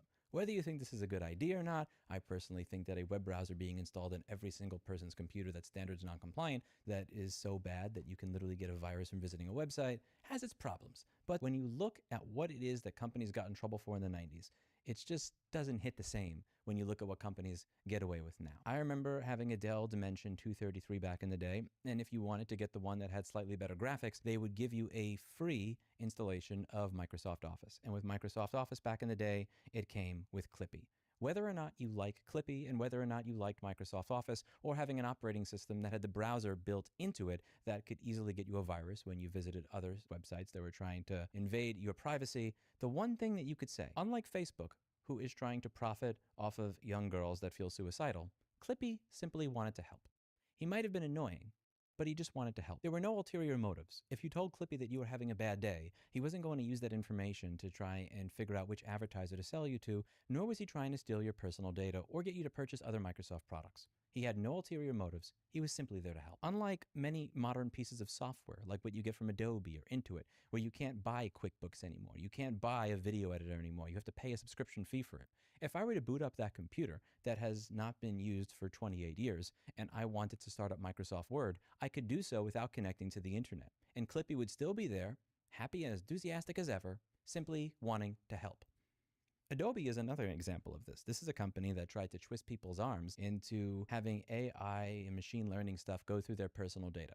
Not public data, not the speeches that I give, not my website or my blog posts or my videos, but my private data, the stuff that I'm editing. And there were people that were not able to get into their account until they agreed to this new end user license agreement. When they are looking for access to your data, they're doing so because they want to train an AI on how to do what you do without paying you, without your consent. Clippy simply wanted to help. When Clippy would ask you if you wanted help with writing your letter, Clippy wouldn't even read the contents of your letter.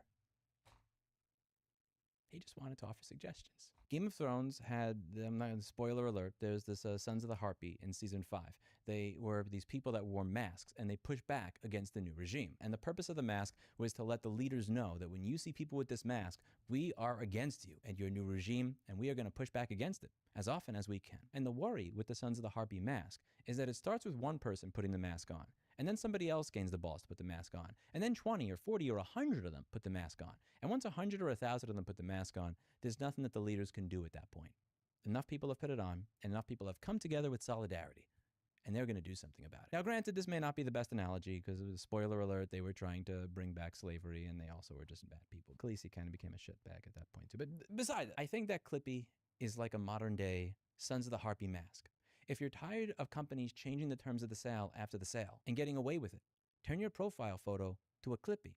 If you're tired of companies that have the ability to reach into your house and ransomware your products so that they stop working unless you pay them again, claiming that that's legal, but then when somebody tries to give you back access to what you bought and paid for, that's illegal, change your profile photo to a Clippy. If you're tired of sex bots invading the comment section on a regular basis, and their comments always posting with no problem, but your comments being censored even when you're not saying anything that bad, change your profile picture to a Clippy. If Google, being one of the premier data mining companies on earth, not being able to tell that little fucking cat with 2 pillows next to it that they try to make look like an ass so that thirsty young men click it as they normalize sex trafficking on the platform that doesn't allow you to express an opinion bothers you, change your profile picture to a Clippy. And let them know that you're not happy. Clippy never tried to normalize sex trafficking. He just wanted to help. If you're tired of companies saying out loud that the reason they want to keep you from fixing what you bought and paid for is that may take money away from them, change your profile photo to a Clippy. I never expected to win the legislative battle. It would be nice if I did, but it was never something that I set as I need to do this or I'm a failure. What I always hoped to do was win the cultural battle, where all of you understand what's going on and you decide that enough is enough. If I ever have a chance in my personal life to push back against this, I will. You're maybe not going to send that email that you're supposed to send to Interso to tell them, oh, by the way, make sure this chip doesn't end up on Mouser.com. Here's an NDA, blah, blah, blah, the supplier agreement. Maybe just forget to send that email. When there's a new consumer rights law that the senator that you work for is on the fence about supporting, and there's a lobbyist that's going to be against it that wants to have dinner, whoops, maybe their invitation went to spam. I didn't see that. Sorry, boss. Maybe you quit before you create a fake paywall to test if your customers will pay again for what they already paid for. Or maybe when you send out that ransomware firmware update, you make it opt-in instead of opt-out. Whoopsie, if in some bizarro world it is actually illegal to make a thermostat work again, and this bastard of a CEO decides to try and get the individual in trouble, 10 cases to prosecute, only got time for 6. Maybe I just ignore this one. When a company CEO logs into their Slack and sees 10,000 Clippies looking back at them, what I hope occurs is that they intuitively understand that they no longer live in a world where they can get away with fucking over the consumer. That their employees, their partners, are not going to be accomplices to this anymore. That they are alert and they are aware of what is going on, and they are going to politely but firmly push back against it. Every single one of those 10,000 people will be an obstacle to the anti-consumer practices and the anti-ownership practices, and it will no longer be another cog in the assembly line sending us all into a dystopia. There will be a moment where that one person who usually would not have a say in anything can be activated, and in that moment, keep the world from sliding further into a dystopia, or help push it forward in the opposite direction. But we all have to get together, and the first step is making it public that we know what's going on. That starts with a Clippy. On YouTube, if you're with me, I ask that you change your profile picture to a Clippy. At work, change your Slack profile picture to a Clippy. If you work at the White House, don't take down the United States flag, but somewhere on the grounds, put up a flag of a Clippy. Clippy's a symbol that what used to be considered one of the worst annoyances in our life would now not only be welcomed, but for all of his flaws, celebrated as an idol. Because for all of these things that occur right now, where there is negative malice of intent, I want to take away what you own. I want to take this back. I want to get your data. I want to sell you to an advertiser when I know that you're crying. Clippy just wanted to help. And if you were to turn him on today, unlike most cloud bullshit, he'd still work. Hulu Foundation is going to be announcing the winners to both the Future Home Bounty and the Echelon Bikes Bounty within the next month. Us offering $5,000 here, $20,000 there. It pushes the ball forward. But at the end of the day, that does nothing in contrast to organizing all of you. We're happy to get the ball rolling, but for us to truly win, we need to show that if you push us, Clippy clips back. That's it for today. And as always, I hope you learned something. I'll see you all in the next video. We also have the duty not to infringe the IP rights in the process. It is in fact the manufacturers who have the relevant rights, not consumers.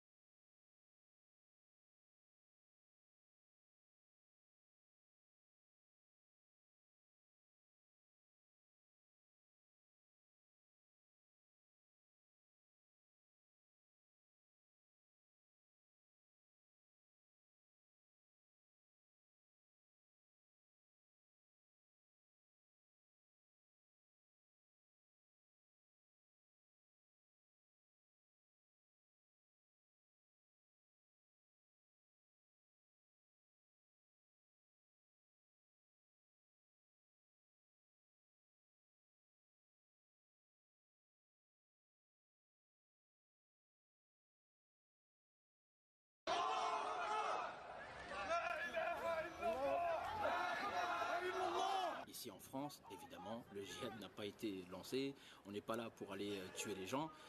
Simplement, on est en train de se dire, ah, il serait peut-être temps qu'on se prépare. Parce que vu comment on est opprimé, on ne sait jamais. Vous voyez, on commence à être véritablement inquiet. Notre colère aujourd'hui, elle est plus que visible. Même, elle est aussi légitime. Les gens ils crèvent la faim, leurs placards se vident, leur frigo, il n'y a presque plus rien dedans. Et de quoi on se préoccupe? De notre tenue vestimentaire. Savoir si notre barbe ou le niqab des femmes va améliorer la situation des Français. Êtes-vous encore d'accord avec la démocratie maintenant? Non. The reality is, if you're French, if you're a Muslim, you are second class or even a third class citizen inside France today. Islam is the future for the West, it is the future for Paris, it is the future for France, it's the future for Europe. Islam will come and take over all these capitals, one by one. Islam is on the streets, it's in the newspapers, it's on the magazines. It is a talking point. And the reason it's a talking point, because it's a challenge to the system and the way of life people are living here today. It's an alternative. I believe that we are definitely a danger to Western democracy. Not because he carries weapons, because he carries ideals. Hey guys, my name is Modi and you are welcome to Modi Speaks. My channel is under attack from a lot of forces which I cannot mention for the sake of more problems, okay? I'm in fear of something happening to this channel, but even at that, I still will not stop talking. Someone suggested I open a Rumble account, but honestly, I don't know how Rumble works, okay? I don't know how anything works over there, but I heard there is more free speech and less censorship over there. So I created an account today with the name Modi Speaks. It's written like this, okay? Yeah, so you guys should follow me on Rumble so that we can continue keeping it real and speaking truth to power without fear of censorship. So thank you. Now, imagine you are a bona fide French, okay? You love your country and your traditions passionately, but then you wake up one day and this is what you find on the streets of your country. Now, what would be your reaction? Watch. Oh.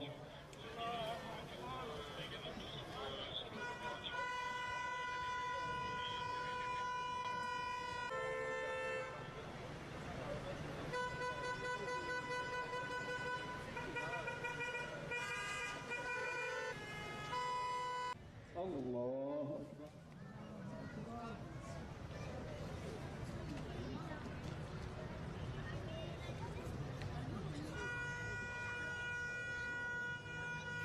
الله أكبر.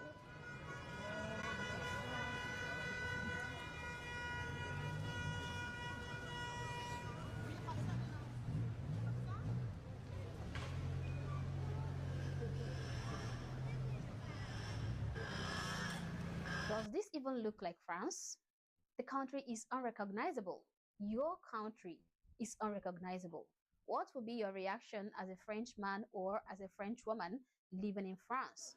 إن حضارة فرنسا والغرب حضارة كاذبة خاطئة، حضارة إلحاد وكفر، فهم يكرهون دين الله الحق، دين التوحيد. حضارتهم حضارة عهر وفجور وشذوذ، لهذا فهم يحقدون على النبي صلى الله عليه وسلم. يا مكرون الزم حدك، يا مكرون الزم حدك، بالجهاد نهدم مجدك، بالجهاد نهدم مجدك، يا مكرون يا خسيس، يا مكرون يا خسيس، بكره رح نفتح باريس، بكره رح نفتح باريس.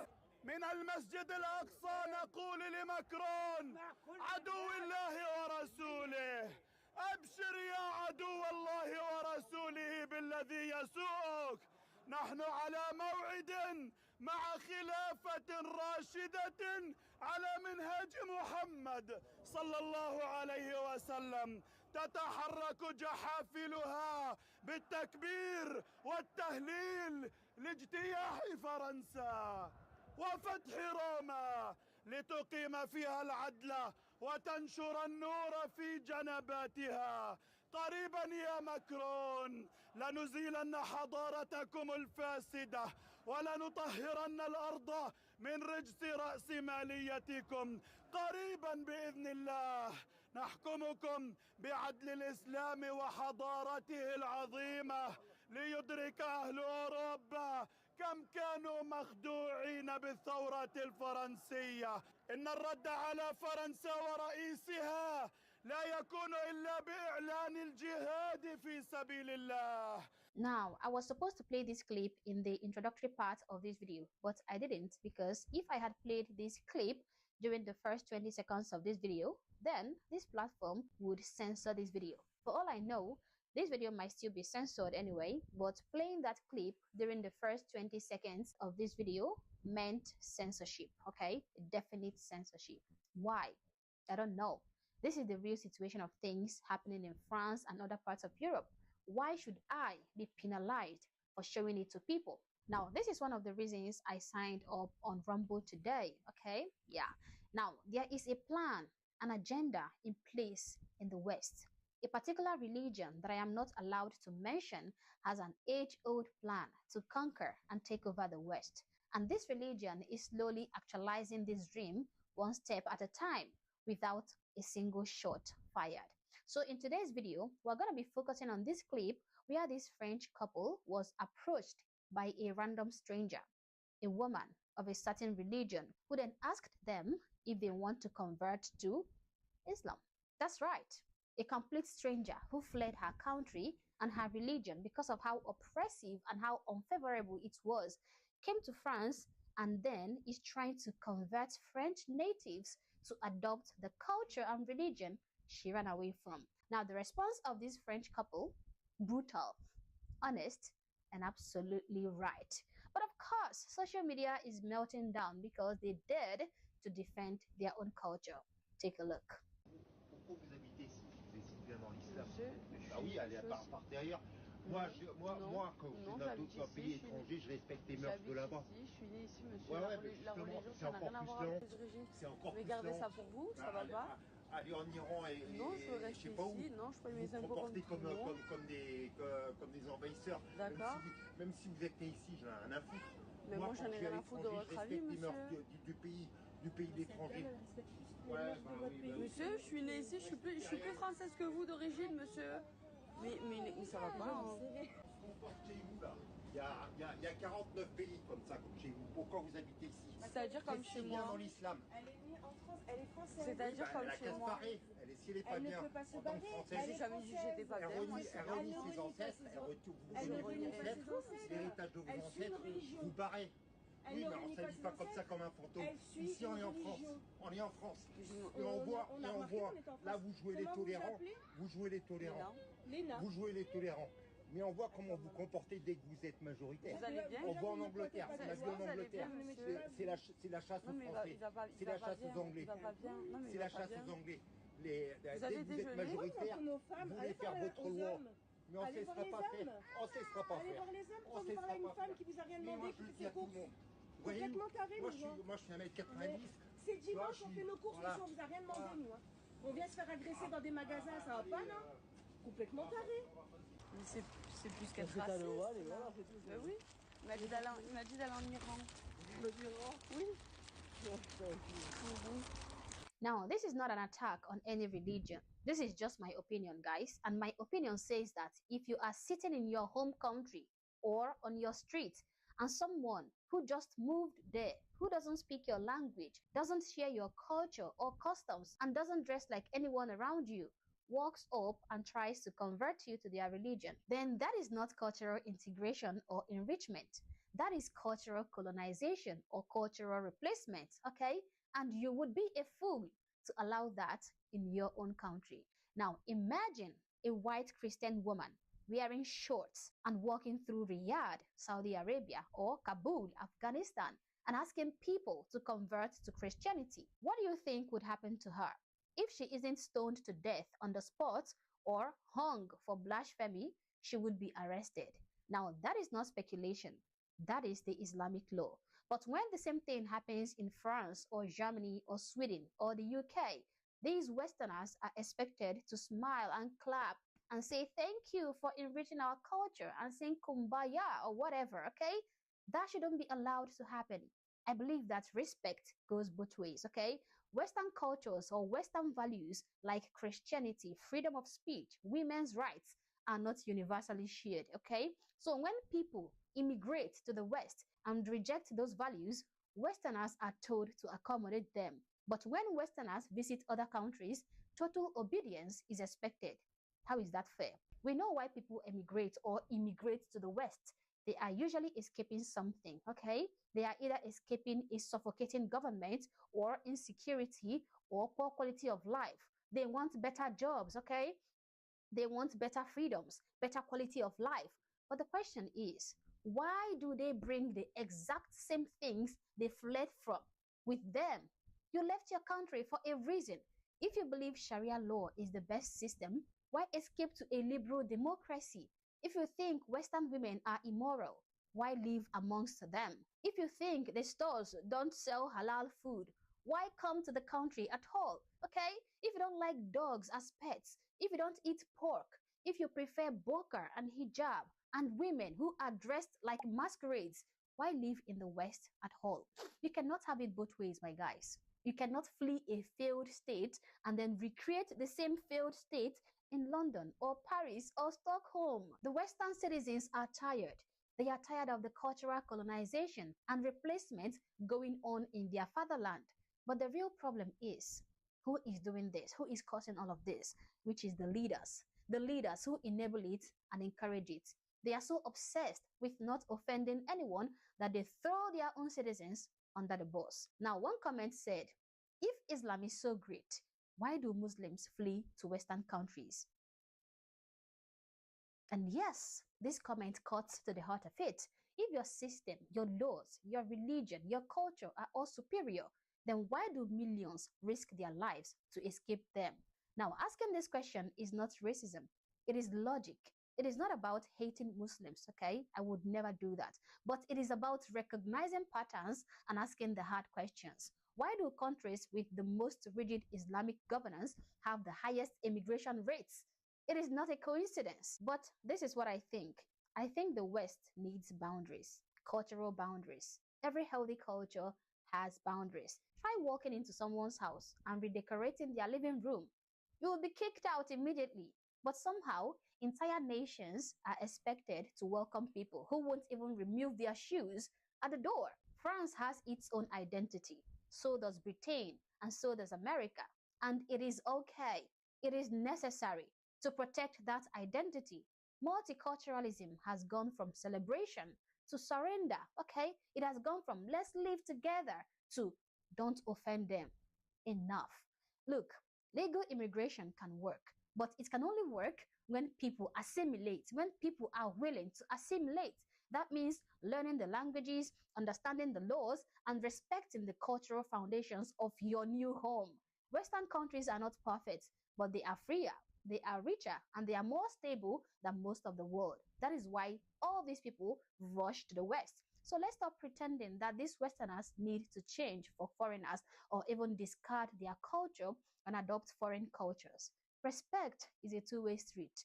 And if you cannot respect other people's values or the values of the country you chose to move to, then maybe you should stay back in your home country. But as always, guys, these are my thoughts, these are my opinions, but feel free to share yours in the comment section below, but do so respectfully. Also, if you're not yet subscribed to the channel, honestly, I don't know what you're waiting for. Subscribe to the channel. Like and share this video to keep people informed, and consider joining my membership or supporting the channel in any way that you can. Thank you for watching this video, and I hope to catch you on the next one. For now, peace.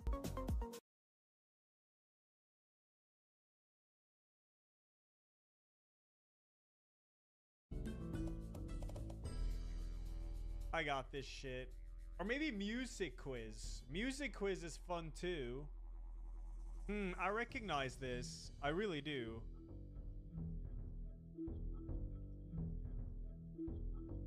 Wait, it's too old for Metacritic. Then it's not Castlevania 64. Hey, you. But I'm still gonna write it. Always write what comes to mind. Okay, whatever. Wait, this actually is Nintendo 64 though. I do recognize this. Wait.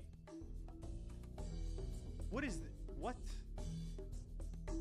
Was there a Hexen? I don't remember what Hexen looked like. No? 19. What is this? No, it's not Shadow Man, is it? No? Oh, it is. Yeah. I did play this, but I flushed it. Easy. So easy game. But guess the cover. I just wanna play previous days. That's gotta be Pikmin. The Pikmin, right? Scrandle. I could do Scrandle. Hold on. Let me just do these. 3DS. I don't recognize this. RPG turn-based roguelike. What that is? Is that Raichu? Oh shit, it's a Pokemon. Oh wow. Which one though? Platinum?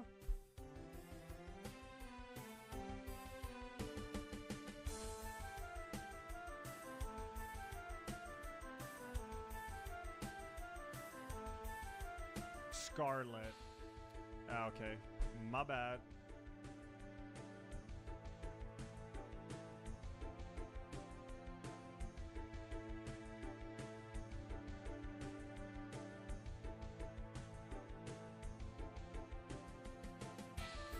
Why is this so familiar?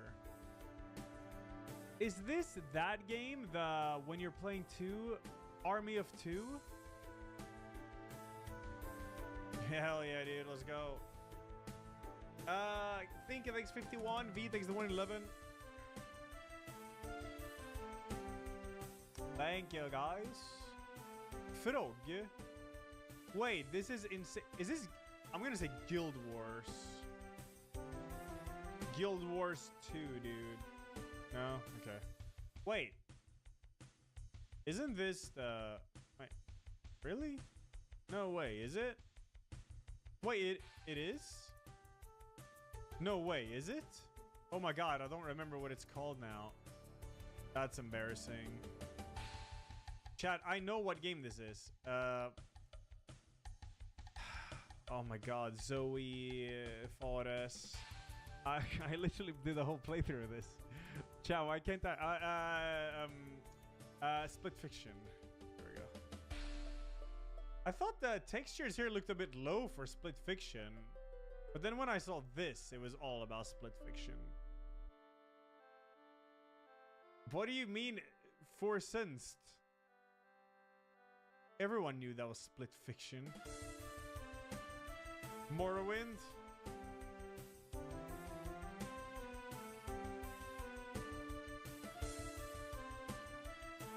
Star Fox GameCube or something. Star Fox Adventures. So fucking easy. So easy. Look at all these people saying Zelda and Wind Waker. You're gonna tell me I cheat now, huh? Yeah, that's what I thought. That's what I thought. Yeah, I remember this shit. I remember this shit. He had cool staff attacks like that. Yeah. So easy. How'd I know? Because me and my friend played the shit out of this as kids and teenagers. It was cool.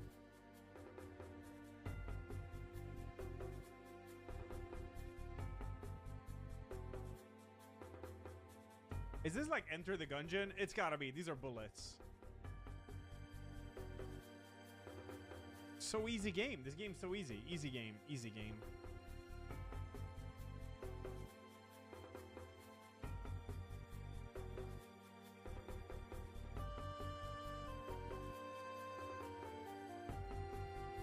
Hey, you.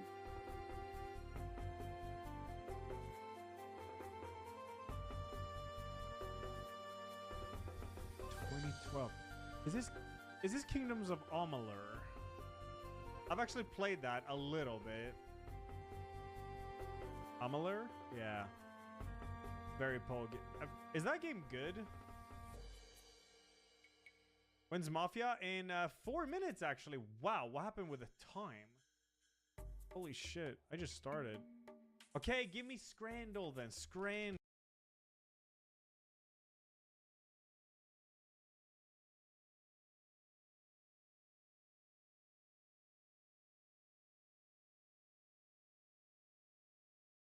Give me Scrandal then. Scrandal. Fine, I'll fucking play Scrandal. Play daily. Okay, I don't get the goal of this game, to be honest. Is it... What is it? Like, what people would choose? Which one has the most choices? Or what? And you gotta take into account the pick which one is a better deal. Okay, yeah, I mean, obviously it's this one. Like, I mean, this one's fucking crisp as hell. Yeah, it's like easy. This game is so easy, dude. This game is so easy. Christmas chips. Ham and cheese toasty? Fuck yeah, dude. What? Ham and cheese toasty. Korean barbecue chicken waffle cone. Chicken tikka naan and chips. Hell no, I want this cone. Well, actually, this does seem nice, though. Tikka naan. Now I'm going barbecue. This game's so easy. This game's so easy. What is a tropeiro? Beans, rice, kale, fried egg, and pork. Katsu chicken curry. Oh. Fuck yeah, dude. That's so easy. Sausages, mash, and gravy, or butter chicken. With chips and rice. Nah, I guess I'll go with this. Crispy critters. Teriyaki pork skewer or pie, chips, and gravy. Man, what's with all the fucking gravy everywhere? Jesus. And then teriyaki. I'm not a huge fan of teriyaki, though. To be honest, I'd actually rather have this. Look at the price, though. $290 over $650. People probably voted this one. Yeah. I mean, I guess that's the goal. Mushy peas. Wow, that is the saddest cheeseburger I've ever fucking seen. Fucking hell.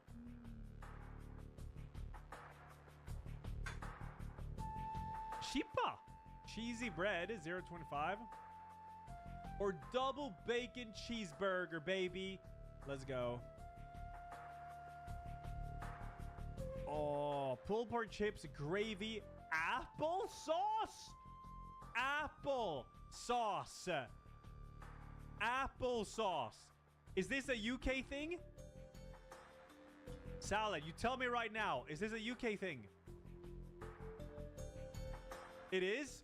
And you are scared of trying banana pizza when you have fucking applesauce with pulled pork chips and gravy. What the fuck? That is insane. That is crazy. Oh my god, the gyros is crazy. I mean, I got 9 out of 10. That's cool shit. We gotta keep a lookout for Mafia. I might need to restart Steam. Probably do. In 1 minute there. In cart? But I bought it. Yeah.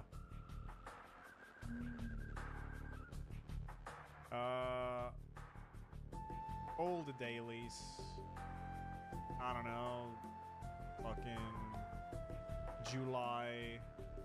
Yeah, that's cool. What? Play. I want play. I want play. Play.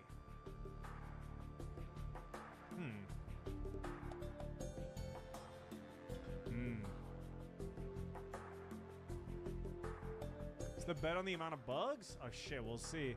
It's 6 p.m. now. Hold up, chat. Let me restart Steam. Maybe it works.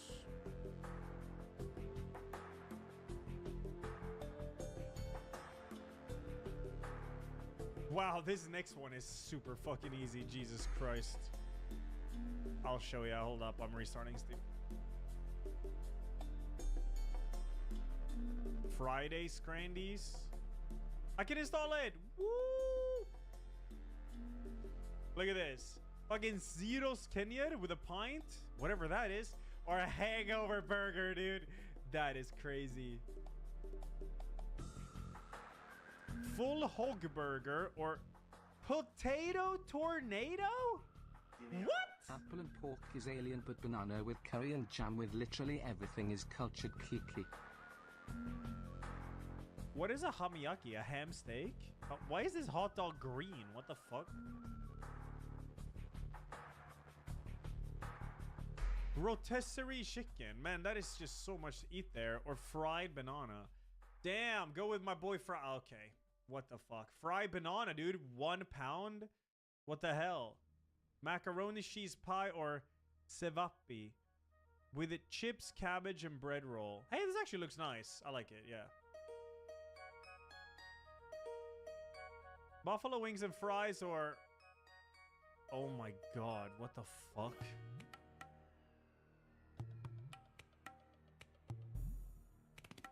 That looks more sad than Littlefoot's mom dying in Land Before Time.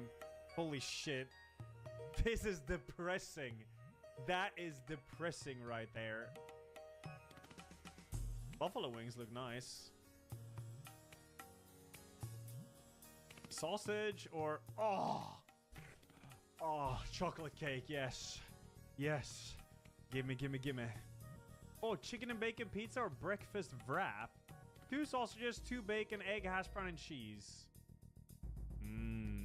The protein, dude. Yeah, you gotta go with the protein, bro. Fuck yeah, man.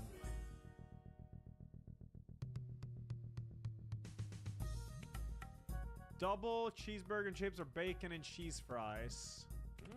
Wait, do you with a cheesesteak on top of it for 6? This is fucking worth it. Yeah. Hell yeah. All right, chat, it's installed. I'm gonna go to the ball from a fast, change my title.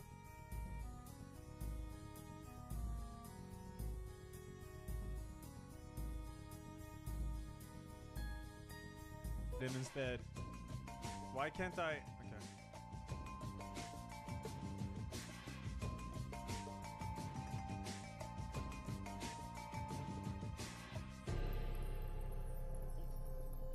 What? Pie, mash, and liquor for 7 or pie, mash, and liquor for 450? I guess I'll take the one for... They look the same!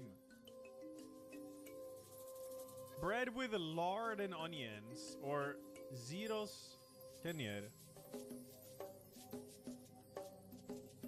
I think I'll go with this.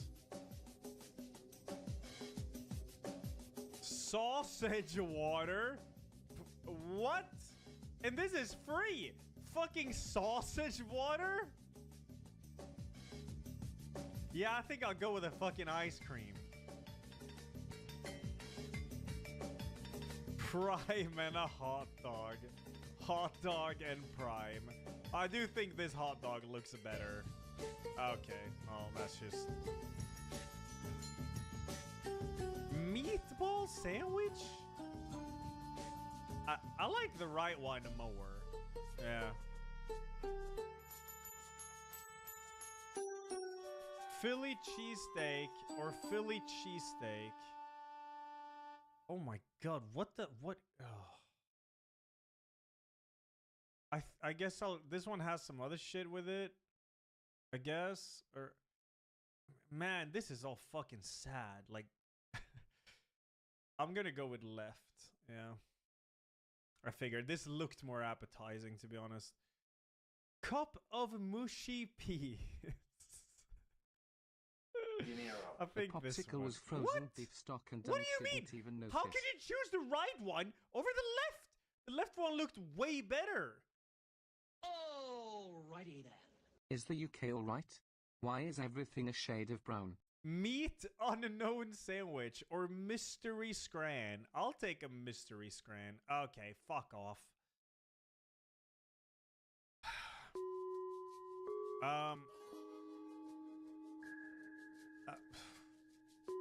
Okay, what the fuck's going on, man? The sausage roll. Wow. Oh, French hot dog or hot dog. French hot dog. What is happening? French hot dog is... I mean, they're both the same. This game sucks. All right.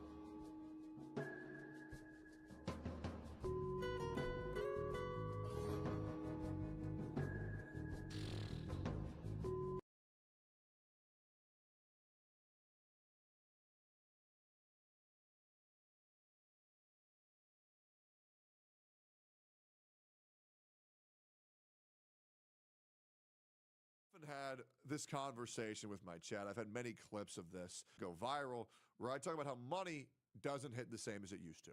Even today, I said that $1 million isn't a lot.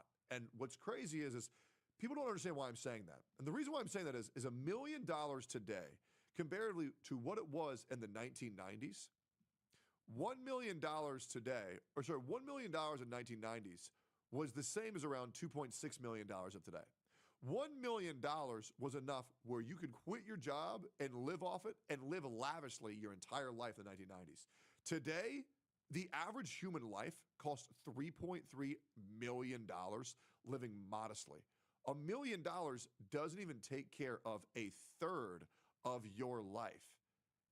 And I think it's crazy how inflation has gotten so terrible that essentially what used to be expected of a normal life, which is, and I'm sure you guys all thought about this, when you think of a normal life, you think you work a job, you get a wife, you have 3 kids, you have a house, and you have a car, maybe even a dog. Nope, that's not the normal life anymore.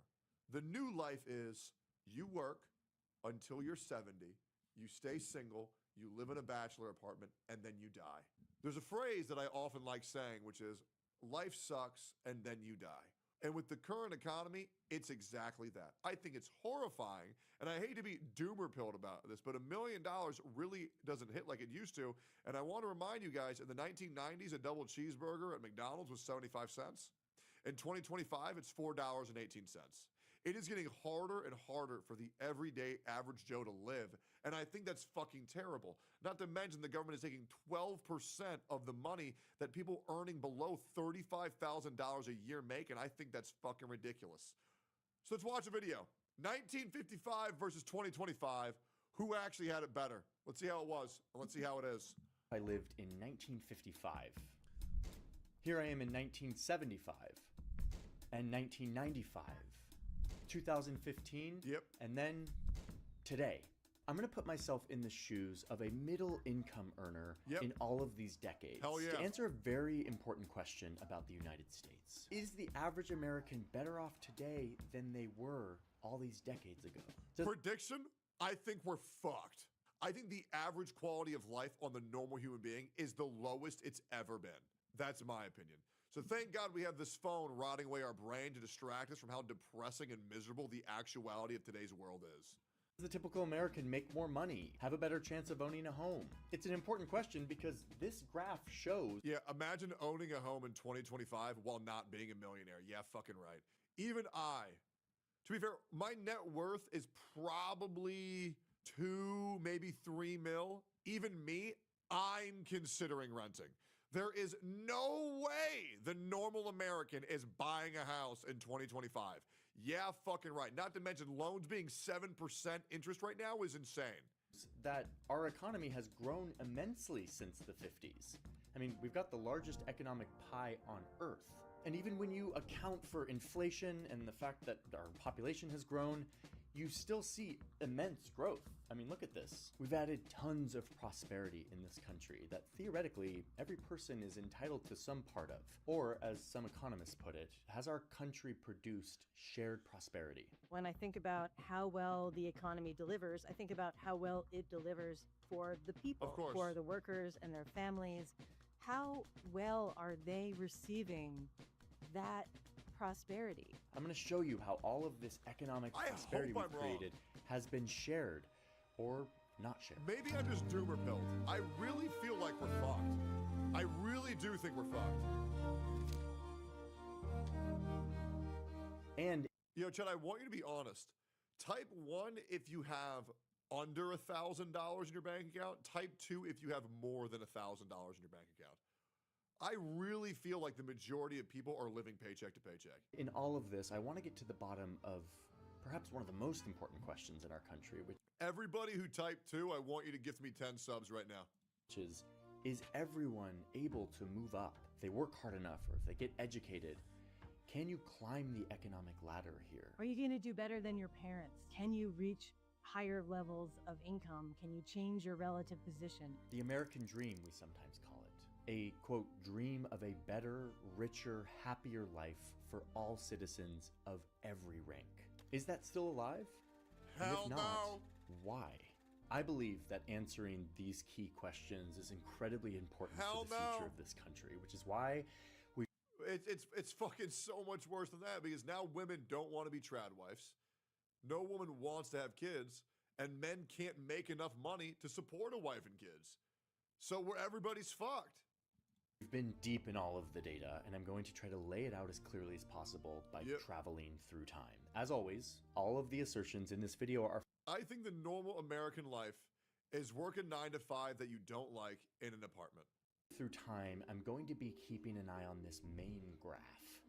This graph is kind of our anchor. It will be showing how the economy has grown over time. And again, it's adjusted for prices and population growth. When this graph goes up, it means that there's more economic prosperity to go around. We're going to see how it gets divided up. And for each decade, I'm going to be looking at these 4 economic indicators. Am I making more money? Can I afford a house? Is this economic growth being shared equally by everyone? And how likely am I to be making more than my parents? Oh, look. We're arriving to the 1950s. Here we go.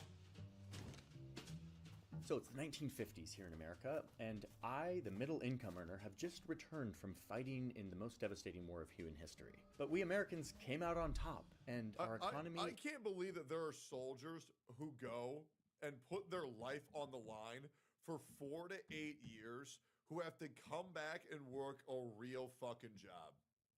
I genuinely believe that if you do your time in the military, when you come back, you should be able to relax and enjoy your life.